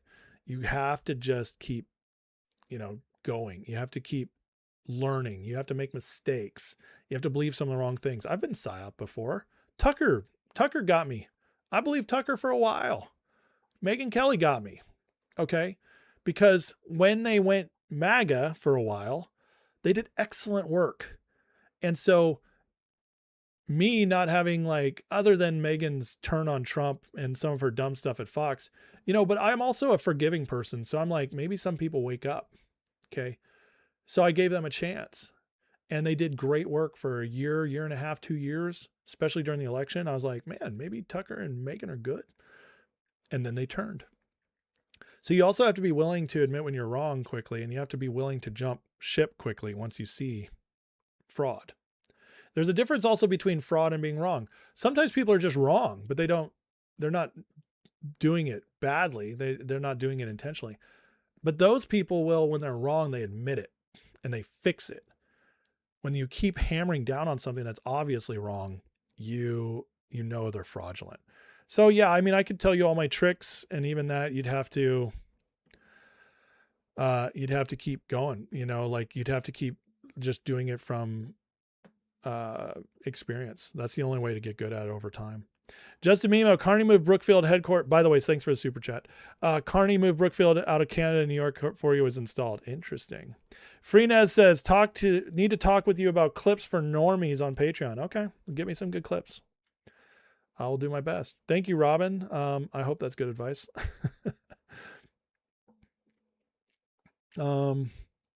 Biggest trick, never stop reading. That is a big part of it. But some people read the wrong stuff. I know some very educated, sharp people who read nonsense, and they don't know how to read differently. They don't know how to look somewhere else. So yeah, they're not curious enough. So that stuff's a problem too, Okay. Thank you guys for the super chats. Thank you, members. Thank you, everybody paying attention, everybody liking, subscribing. Please do so. Say it with my chest, midterm red wave coming. I don't want to get clipped saying that because then it'll be used against me if, God forbid, things go wrong. I will say I feel very confident we're going to pull it off. Even if we just squeak it out by 1 seat, I feel confident we're going to do it. But I have to be real with everybody. There is a chance we lose the House. And it's because the psyops are so big right now. They are so unbelievably omnipresent right now that a lot of good people are being doomed. They are being blackpilled and discouraged, and they're not going to show up. And so we got to do what we can to get everybody to the polls and keep spreading the information that's real. Because otherwise they could squeak out the House. I don't think they have a shot at the Senate. But they do have a real shot right now because the psyops are the biggest, they're the most pervasive I've ever seen other than COVID. But even in COVID, most of the podcasters came out and were like telling truth, at least to some extent. So right now we're seeing something we've just never seen before. It's that everybody's turned against Trump in the media, including most of the podcasters. And that has swayed a lot of people the wrong way. So we have to defeat the psyops, and I'm very confident we will. But Doc Note says psyops are why Elon funding door knocking campaigns is huge. Absolutely. Go straight to the people's houses, man. Tell them. Okay, you guys ready for the Grifter Report? This one's going to be fun. This one's going to be fun. Today's Grifter Report is one I like to call a validation report. So everybody watching yesterday, the other day I covered Candace sharing her gotcha video. We got the evidence. Tyler Robinson did do it. I have the video. And we all watched the video and we said, huh? This doesn't prove a damn thing, Candace. Sorry, but you'd have to be really stupid to think that video proved anything. But that was the narrative. And we had Alex Jones come out there and say, the Tyler Robinson narrative is over. We proved it. He's not the guy who killed Charlie Kirk. It's collapsing on everybody. Oh! Even Alex Jones parroting out there. And yet we're finding that as every day goes by, that the people just aren't picking up on it. It's because Candace just is not very smart. And she keeps making horrific decisions as far as how she thinks she's going to sway people. This is one of the funniest ones I've seen yet. As Candace Owens shares this, interesting comments coming in regarding the medical examiner's report on Charlie. Things are going to get interesting. How magical was this bullet? She just shared this yesterday at night, 9:30 p.m. Here it is. 1.2 million views. This is from a medical examiner. Interesting comments. What's going on, folks? And the funniest part is, these were troll comments. Andrew Wilson trolled her by saying both of these medical examiner profiles are mine. And there you go, folks. That's how you see Candace does her research. Trust me, bro, research. Send me what I want to hear and I'll share it. As Andrew Wilson duped Candace into sharing his posts that were complete made up nonsense. And the best part about it is she still hasn't taken down the post. This woman is the biggest grifter I've ever seen in my life.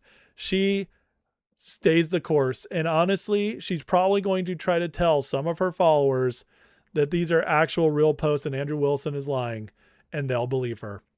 That's how psychotic it's become. But again, she can't stay out of her own way. Here's her talking about the video she got and how she got it. Listen to this. And most people don't even see a gun. I would like to stress that. We have seen no evidence that there was even a gun on the rooftop.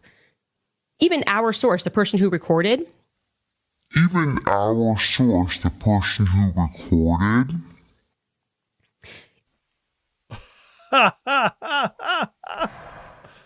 In that recording, he doesn't say or show a gun. What? She busted herself. Let's watch that one more time. Watch how she freaks out once she realizes she let the cat out of the bag. Most people don't even see a gun. I would like to stress that. We have seen no evidence that there was even a gun on the rooftop. Even our source, the person who recorded. I love the ocean face. Look at that. In real time, you see her shake her face after she says it.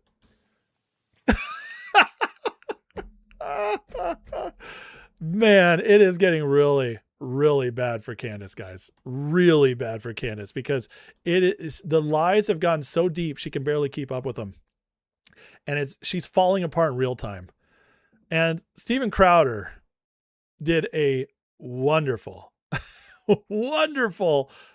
breakdown of all this the other day. And this is going viral.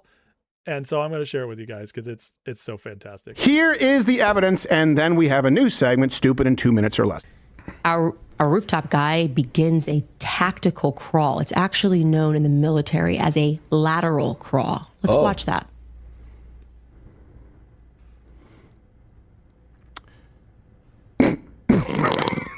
Jesus Christ, that's Jason Bourne. And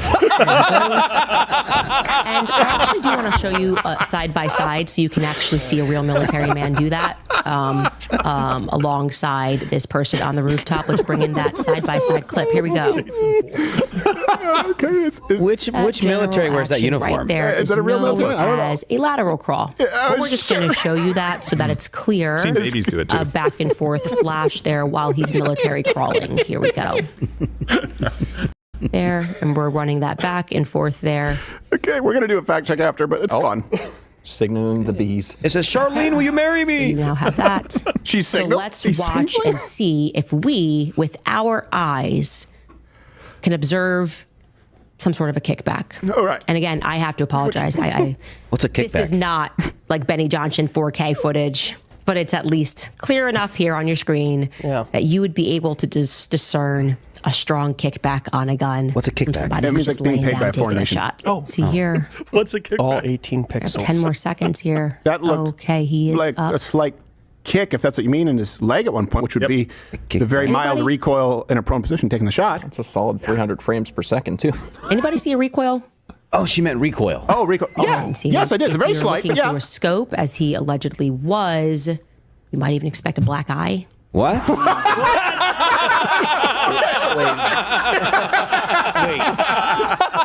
I just want to stress, this is the single hardest part about doing my show by myself. And I love doing my show by myself. But the single hardest part about it is that I would love to be able to go back and forth and laugh about clips like this with a crowd, because it is that funny. It is that funny, as they call it out right here. I miss this energy. What?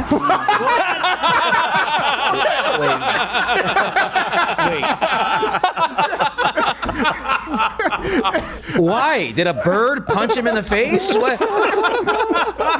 like it's a 30-06 in the prone position. She's acting like it's Samus Aran's plasma cannon. Like, okay, this brings us to stupid in 2 minutes or less, or 3. Toolman, 2 minutes or less. Start the timer.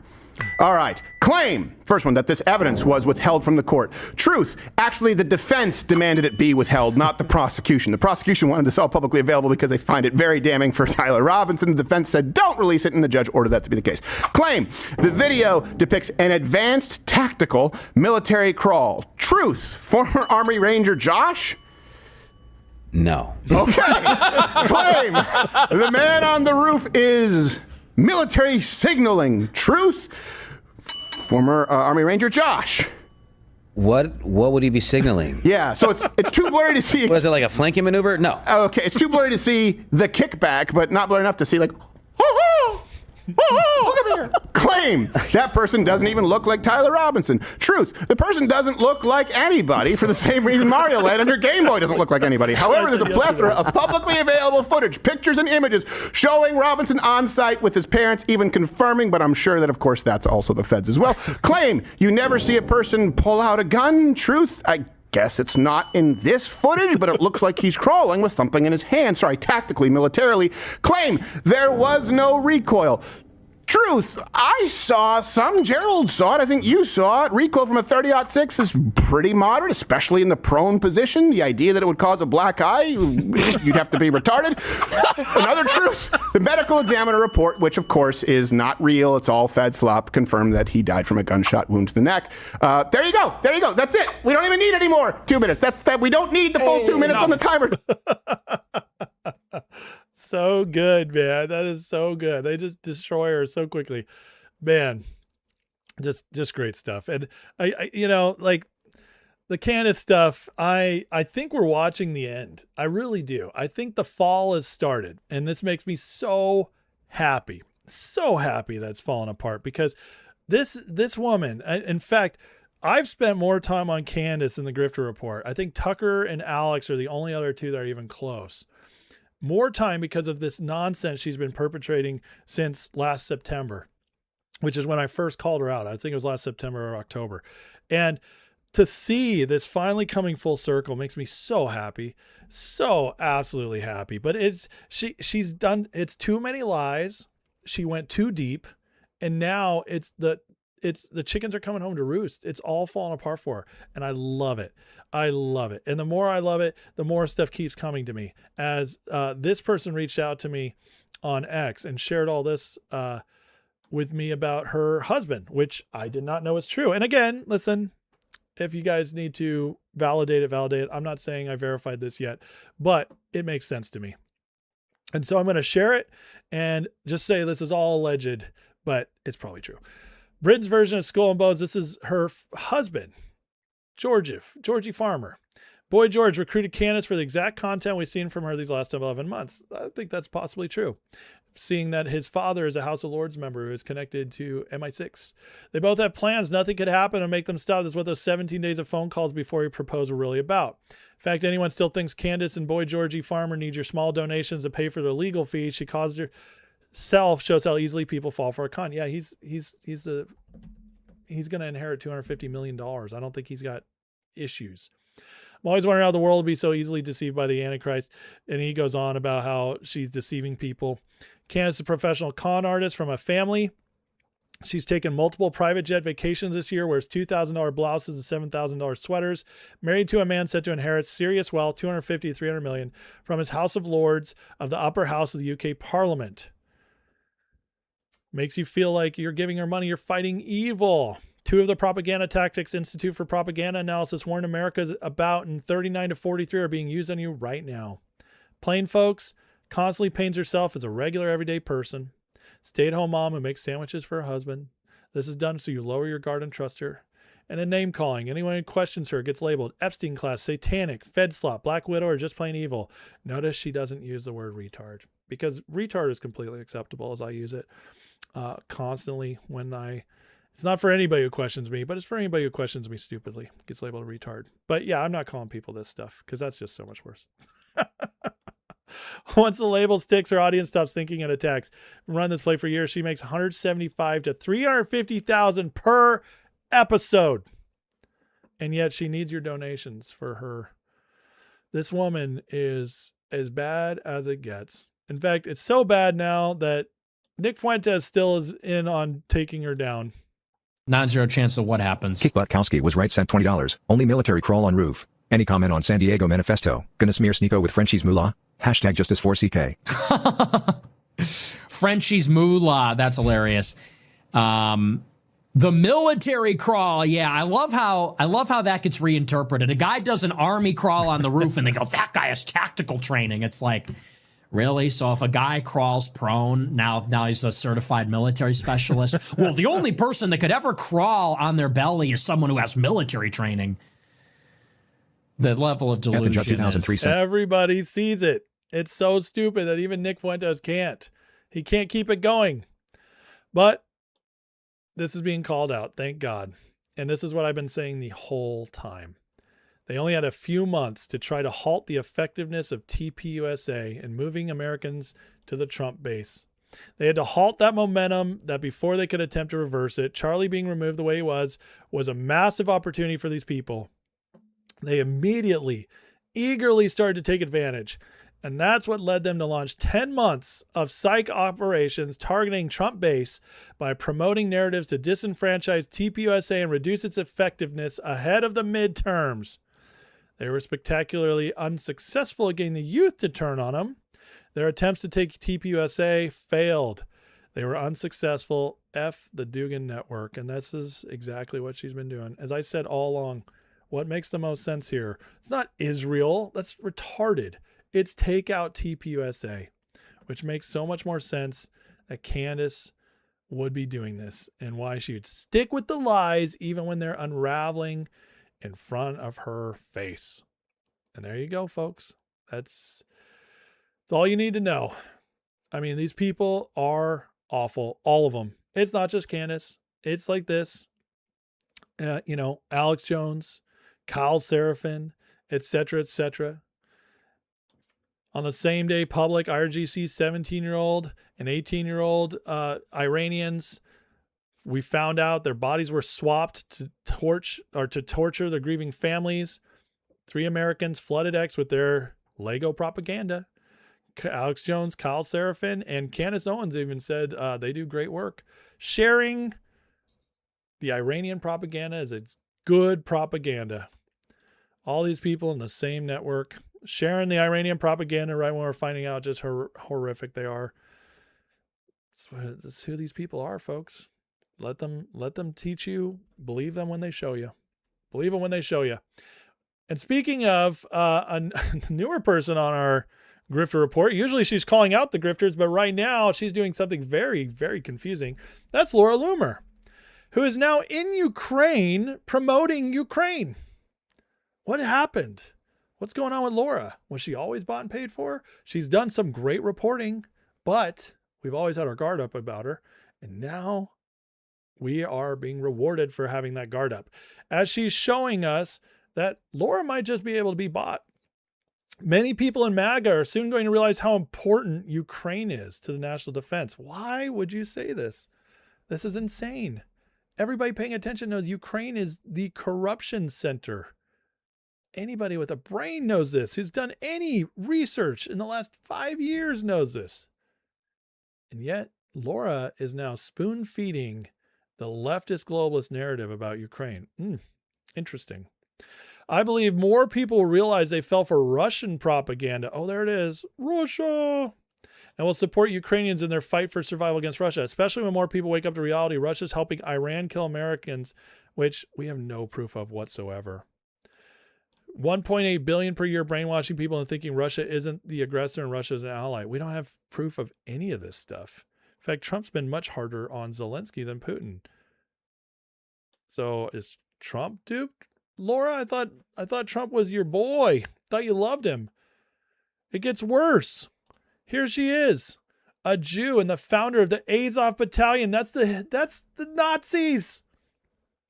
She's now celebrating the Azovs in the open air in Khark where Russian ballistic missiles land. Not sure why people call him a Nazi. I spent hours with them. I'm not dead. A Russian lie debunked. Oh my God, this is bad. As Colonel Watkins reports, a Jew, Beletsky, has Nazi ties that are documented. Azov has well-documented ties to Hitler. Galen stay behinds in Ukraine with Bandera, Lebed, and Stetsko. His Patriot of Ukraine, or more well-known right ruler, sounds very Nazi to anyone who cares to do research. He's also quoted as saying, lead the white races against Semite-led subhumans. Even the FBI has linked Azovs to Nazis. Yeah, we knew that from the very first day we went over there, or this started, I should say. Man, Laura, gone full crazy. The Free Press writes this: preeminent MAGA influencer who previously wrote for Russian state media. Oh, she previously wrote for the Russians and now she jumped to Ukraine? What? Oh, man. Not looking good for Laura Loomer. Seems like Laura needed some new paychecks and went all in with the globalists. Very, very interesting. Well, you know, when somebody tells you who they are, guys, believe them. Believe them. So at this point, I don't think we can ever trust Laura again. So there's that. In fact, at this point, she's looking just as bad as these guys are. Here is Cenk Uygur and Anna Kasparian from the Young Turks calling out Fauci yesterday. The thing that pisses me off about Fauci is over a dozen scientists told him the virus was likely man-made.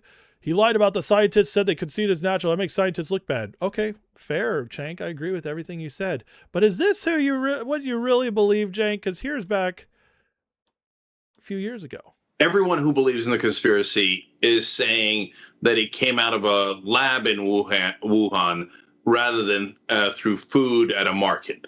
And he continued to push a conspiracy theory that has already been debunked by our intelligence community. This whole notion that the coronavirus was developed in a Chinese lab, that has been debunked. Is that I don't know who to trust. Yeah. Right? I certainly don't trust reporters. Because reporters treated this initially as if it was nothing more than a crazy, unhinged conspiracy theory. Yeah. So who do you trust, right? You can't trust the legacy media outlets because that was their narrative. It came out of the city that has a... They only change when it's so obvious they lose all credibility if they don't. Grifters, man, they go where the wind blows them. And it's it's hilarious to watch. And so bad that, well, Fauci... They're doubling down on Fauci, some of them, because if they didn't, they would lose all their true supporters, which are the people who still wear masks. Here's TMZ calling the attacks on Fauci one of the most heartbreaking things he's witnessed in government. Wow. Pretty bad. What a loser this guy is. But you know, he's a grifter in his own right. Everybody knows TMZ praise they like the lowest of the low. They're willing to do anything for a buck. Well, including coming out and supporting Fauci afterwards. Oh my God. What a pathetic independent media we have. Left or right. TMZ, Turks on the left, Laura Loomer on the right. It's pathetic. These people are so gross. It's crazy. Can you imagine having this little of a soul? It's mind-boggling, isn't it?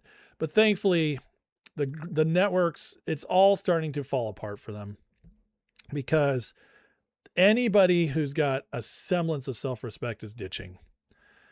Alex Jones has been calling for President Trump's impeachment over a study about what would happen if they ran a draft, saying this means there's going to be a draft. It's gotten so bad that now Roger Stone has even said, I'm not even going to go on Alex Jones again. I don't necessarily love Roger Stone, but he has been calling out Laura Loomer. And now he's got the wherewithal to say, I'm not going back on Alex Jones ever again. This is over.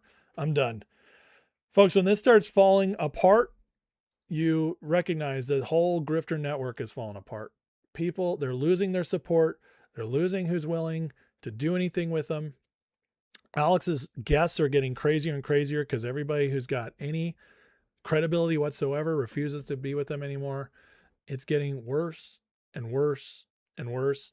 And it's because we're spreading the word, we're recognizing the lies, and we're showing people how these people lie. That's why I do this report. It's why I'll always do this report, because the truth is important. And when you're in a silo and all you're doing is listening to these people, it's much harder to catch them. But when you find them on the outside looking in, it's so obvious. And that is what a lot of people are waking up to, which gives me a whole lot of hope moving forward as the grifter networks are falling apart in real time. All right, guys, hit that like and subscribe. Thank you all for watching today. I am very appreciative of you guys. Let me spend some time in the chat, catch up with you guys. Leave this up with Laura for now. Questions, comments, guys, please make sure you tagged me so I can see them, because I don't want to miss them. And to everybody, again, who sent super chats, memberships today, thank you so much. I really appreciate you guys. Let's see here.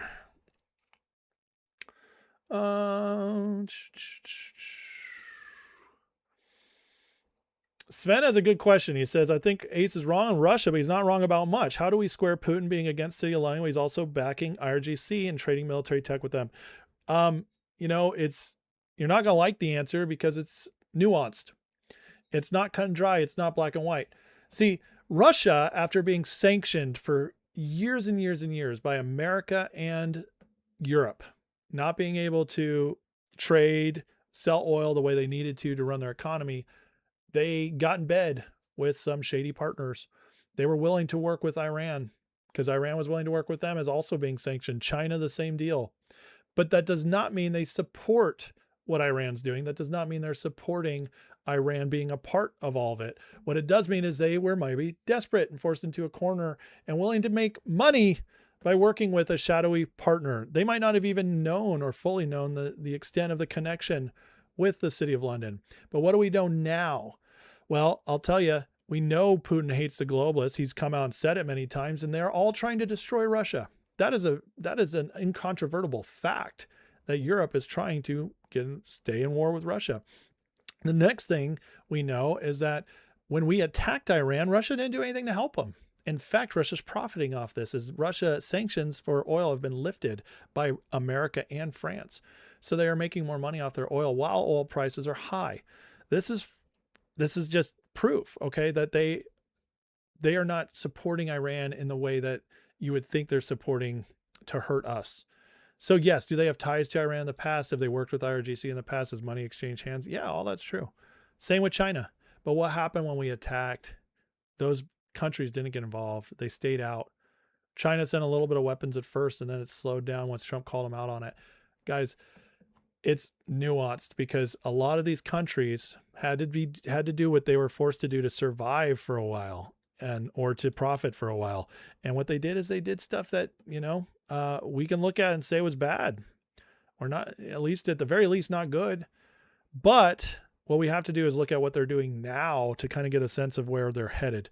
And Russia, for all the spitballing, all the cursing out Russia has not been a problem for us for a long time.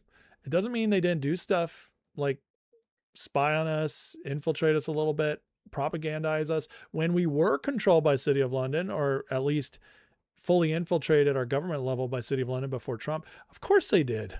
It was in their best interest, just as it was in China's best interest. Those are countries looking out for their best interest, whether it was good for us or not. We were not allies with either China or Russia, but I believe we're working towards that, especially with Russia. China's more difficult. Are we going to be allies with China? I don't think so. But are we going to enter into a peaceful coexistence with them? I do think so. I think Trump is trying to build that sovereignty where we're all connected economically while forced to treat each other fair. That's where we're headed. And that's how I reconcile how we are with Russia. Sleepy Trashman with a $2 super chat. So what's the next movie pop culture talk with Tom? I think it's going to be a while because I don't think that's something Tom has a lot of time for.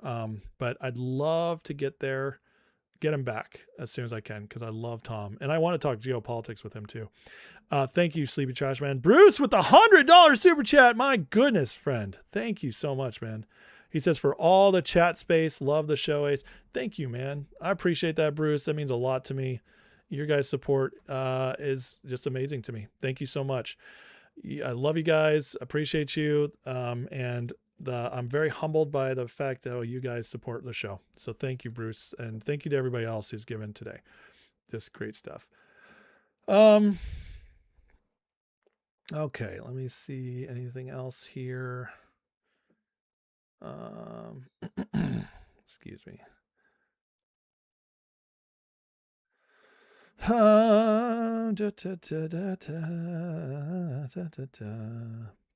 Russia was a globalist boogeyman to keep Americans in the U.S. versus them mindset. Plus the word Russia's neuralistic programming silencing. That's all true. 100% is true.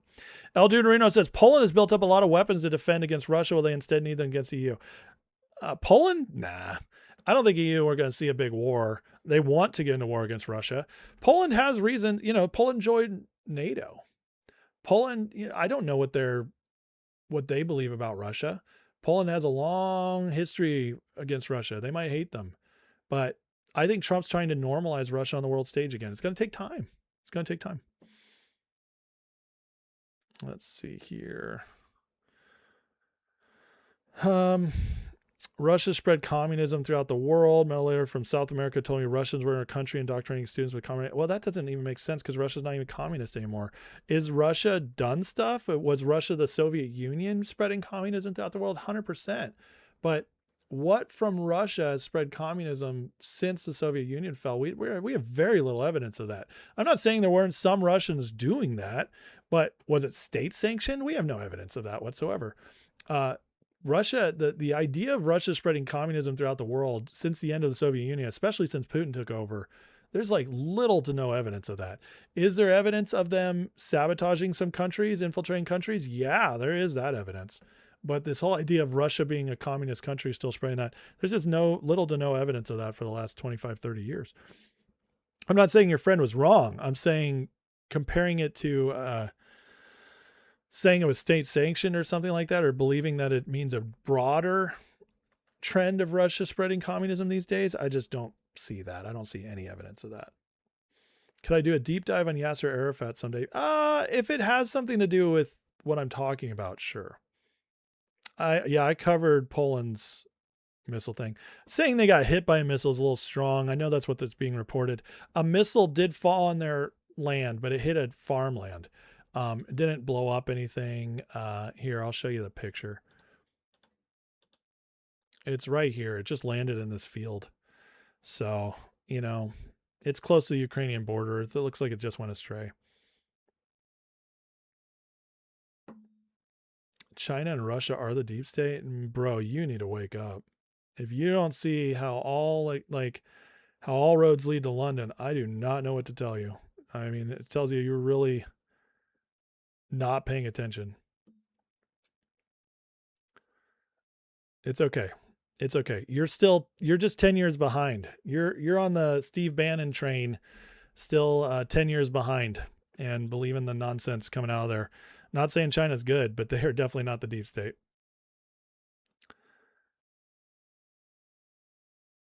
But that's okay. Being 10 years behind, at least you're trying to wake up. But keep spamming my chat. I'll block you. Be an actual part of the conversation. Violence and Poetry says, I remember a year or two ago, Ukraine claimed Russia bombed Poland, turned out to be a crash Ukrainian drone. 100%. They're always trying to they use all of this to try and get NATO to declare Article 5 so we get pushed into World War III. That's what they want. That's their hope. So DJ Fusion says it's London, Israel, or a deep state. No, it's not. See, even you're a little off, DJ. Israel has a deep state, but they're not the deep state. That's the difference. And London by itself is not the deep state either. It's City of London. It's a system. It's the globalist EU system that is the deep state, that is connected, that has used MI6 and you know, started Mossad and had at one point controlled our CIA. That's the deep state. It's a system. It's not a location. And so it's very important not to recognize the difference.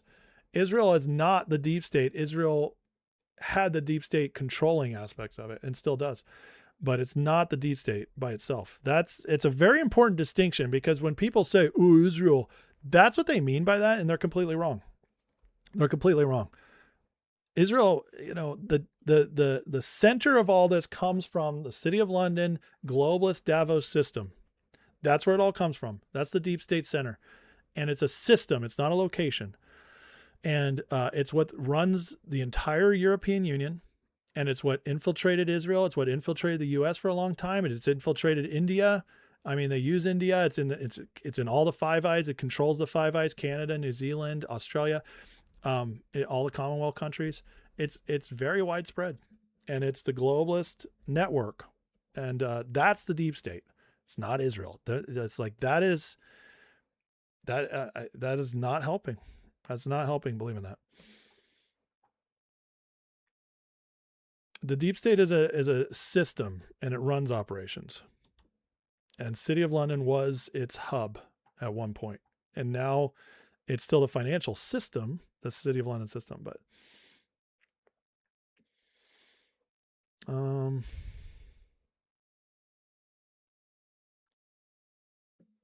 See, Sasha said, Sasha, you're believing what they want you to believe, that Russia is sanctioning the retard right.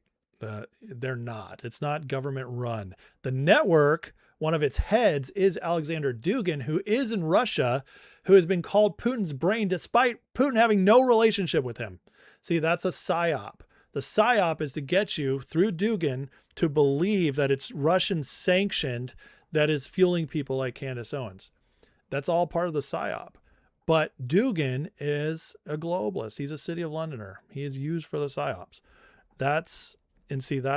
Look, guys, this is all very complicated stuff. And trust me, I've spent years unpacking this. And I'm not even saying I understand it all, but I am saying, like, when you guys bring up these questions, these are things I've already researched and uncovered. And Dugin has no connection to Putin, even though he's called Putin's brain. But who's he called Putin's brain by? The globalists. They want you to believe that. They want you. Putin was, I don't know if he was officially KGB. I've never debunked that or validated it. But being KGB doesn't mean you want the Soviet Union. Listen, if Putin was trying to rebuild the Soviet Union, dude, the dude's been in power for almost 30 years. You would think he'd have done it by now. He doesn't want the Soviet Union. He wants a sovereign Russia. He wants a sovereign Russia. They spread anti-West ideas to the state of... No, they did. And by those anti-West ideas, those were anti-globalist ideas to weaken us, because we were one of them. You got to understand, to Russia, we were one of the globalist countries until Trump came along. Now Trump's here, and we're different, and Putin understands that. Yeah, Putin, I do think I've heard that, Violence, that Putin blames Soviet Union. Yeah, I agree with that. So I agree with that. Yeah. I do remember that, being that he didn't like the Soviet Union. Could China and Russia be with Trump to take down the deep state? I think Trump is working with Putin to take down the deep state. Is he working with China, or is he just convinced China to stay out of it? That's the question. I don't know. I haven't seen anything pro from China, where I have seen stuff pro anti-deep state from Putin. I think China just wants to be left alone and do their own thing. And they've been subverting other countries. China is not, I'm not saying China's good. I'm not saying their system's good. I think that communist system is evil. But I am saying that I don't think China is globalist. And I think China wants to just do their own thing. And they've been taking advantage of every opportunity they can. And Trump's saying, cut that crap out. We're not going to let you take advantage of us anymore. But at the same time, we're not globalist anymore. So we're going to have a new relationship with you. Chiosat with a $5 super chat says, do I think Biden and men left weapons in Afghanistan so the deep state can use them against us later? 100%. See, one of the deep state's main tools to keep power and to keep their grip going is destabilizing the Middle East. So what does it do when you give the Taliban $80 billion worth of weapons? That keeps them powerful to destabilize the Middle East. So yeah, it was all part of that. Absolutely. Thank you, Tammy. Thank you, Chiosap. I appreciate it. I'm not making excuses for China, Russia, Sasha. You're completely misrepresenting what I'm saying. I'm not making excuses for them. I'm telling you where I see the current world order forming and how they're working with Trump. That's what I'm saying. I don't know how you say I'm making excuses. I literally just said Putin, I've said China and Russia have run ops and infiltrate us. I've said all that, but I think the relationship is changing because Trump has changed our country. We were a deep state run country, and then Trump came along. Trump has changed America and changed who's in control of America. And now he's forcing China and Russia to deal with us differently. That's, in my opinion, that's a fact. With everything I've seen, I think that's exactly what they're doing.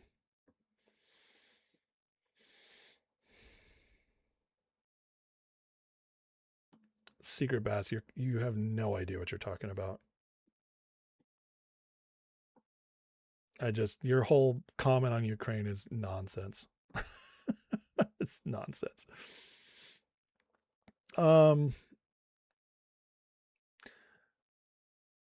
Anyways, Chris, they worked with the Democrats and stuff in the first term of Trump when Trump was putting the squeeze on China. So again, this would play into my theory that China's not deep state. They are looking out for themselves. And at that moment, the deep state and China's interest aligned, which is get rid of Trump. Because guess what? China knows that the Biden administration is weak sauce, which they even mocked them to their face at a meeting they had in Alaska.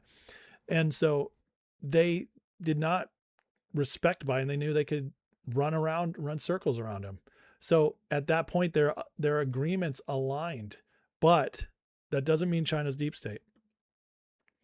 So I'm sorry. There's just, China hates Europe. Do you understand that from the Opium Wars? They hate Europe. They hate what England did to them. One Repub with a $2 super chat says Brucey 2032. Awesome. Thank you, Bruce. Thank you, One Republic. I appreciate you.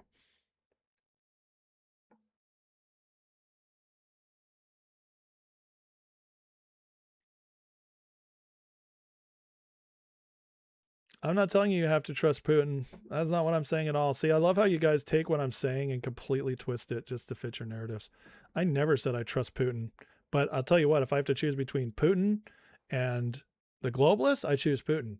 If I have to choose between, because guess who's harmed us way more over the years? Europe has been milking us dry, taking advantage of us for decades. What has Russia done to us since the Soviet Union fell? Nothing. Nothing. So if I have to choose between Putin and the globalists, I choose Putin. If I have to choose between Putin and Ukraine and Zelensky, who's taken billions of dollars from us, our taxpayer dollars, I choose Putin. So it's about choosing an ally in your war. It's not saying in general you like Putin. So that's and by framing it the way you guys are doing, you're changing my words. Deuterino says, I saw a comment suggesting these wars in Ukraine and Iran to split Asia from Europe. No, there's no truth to that whatsoever. It's all about sovereignty. It's all about sovereignty versus this globalist system. Trump's entire plan is to get countries to be running themselves and into agreements without being controlled by other countries so that they can operate freely and we can have real treaties, real agreements, all that. That's what's really happening. It has nothing to do with like separating that kind of stuff. It has to do with killing the globalist system once and for all. Why do you think he's so hard on NATO, guys? Why do you think the trade deal has been so hard on Europe? Why do you think Europe is the one suffering the most from all of this? Come on, it's not hard. The math isn't hard here.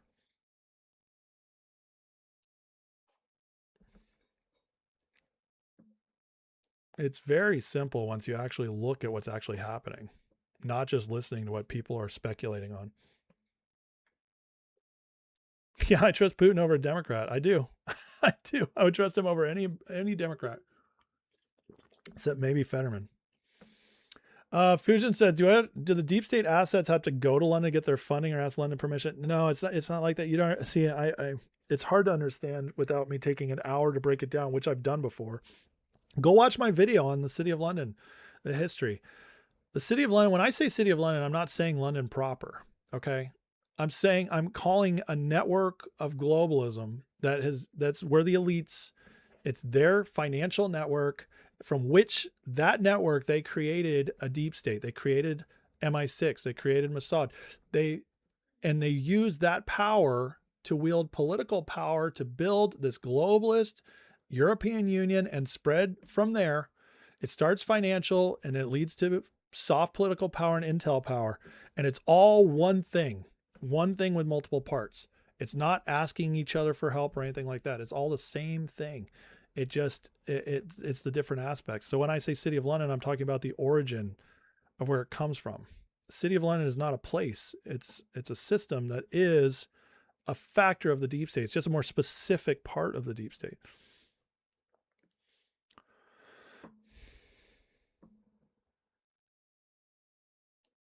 Yeah. All right, guys, my wife is calling me. I got to go pick up my daughter from work here in a second, but let me make sure I'm not missing anything else. I think it's all basically the same stuff. I think I explained myself pretty well here. So, all right. Emily says, I heard you and Rich Tom talk about China's not a monolith. It's made up of many factions, same in Russia, same. Yeah, 100%. 100%. So, okay. All right, guys, I got to get out of here. Ice in trouble, says One Republic. I'm not in trouble. I'm just going long. But that's because I love this chat and I love this community. And thank you guys. Hey, listen, I want to give big props to the community today for all of you I just discussed with. You guys did it right. For everybody who says, I can't handle people who disagree with me, this conversation just proved you wrong. I love disagreements. I love these conversations. I love to be challenged. I just don't tolerate disrespect. And I don't tolerate emotional arguments. So I hope that's clear. I know this community gets it. It's only the retards who don't. But I just wanted to say, this is how we do it. And thank you guys for being honorable and respectful in your disagreements, because that is something I'm happy to engage with. All right, Heavenly Father, thank you for today. God bless all these people. God bless our president, Lord, and all he's doing. Father, I pray that we do not see everything clearly. We only get crumbs, but help us discern, help us find the right research to put together as much as we can so we can be a part of educating the masses and God exposing the deep state, exposing the corrupt so justice can come. Father, we pray for our country, for prosperity, justice, and peace to come like never before. And Lord, help us all do our part to build this country into a better country, God, to truly see like a golden age. So we leave a better country to our kids, grandkids, and great-grandkids. In Jesus' name, amen. Love you guys. Bless you so much. Thank you so much for watching, and have a blessed rest of your day. I'll see you all tomorrow at noon. God bless you.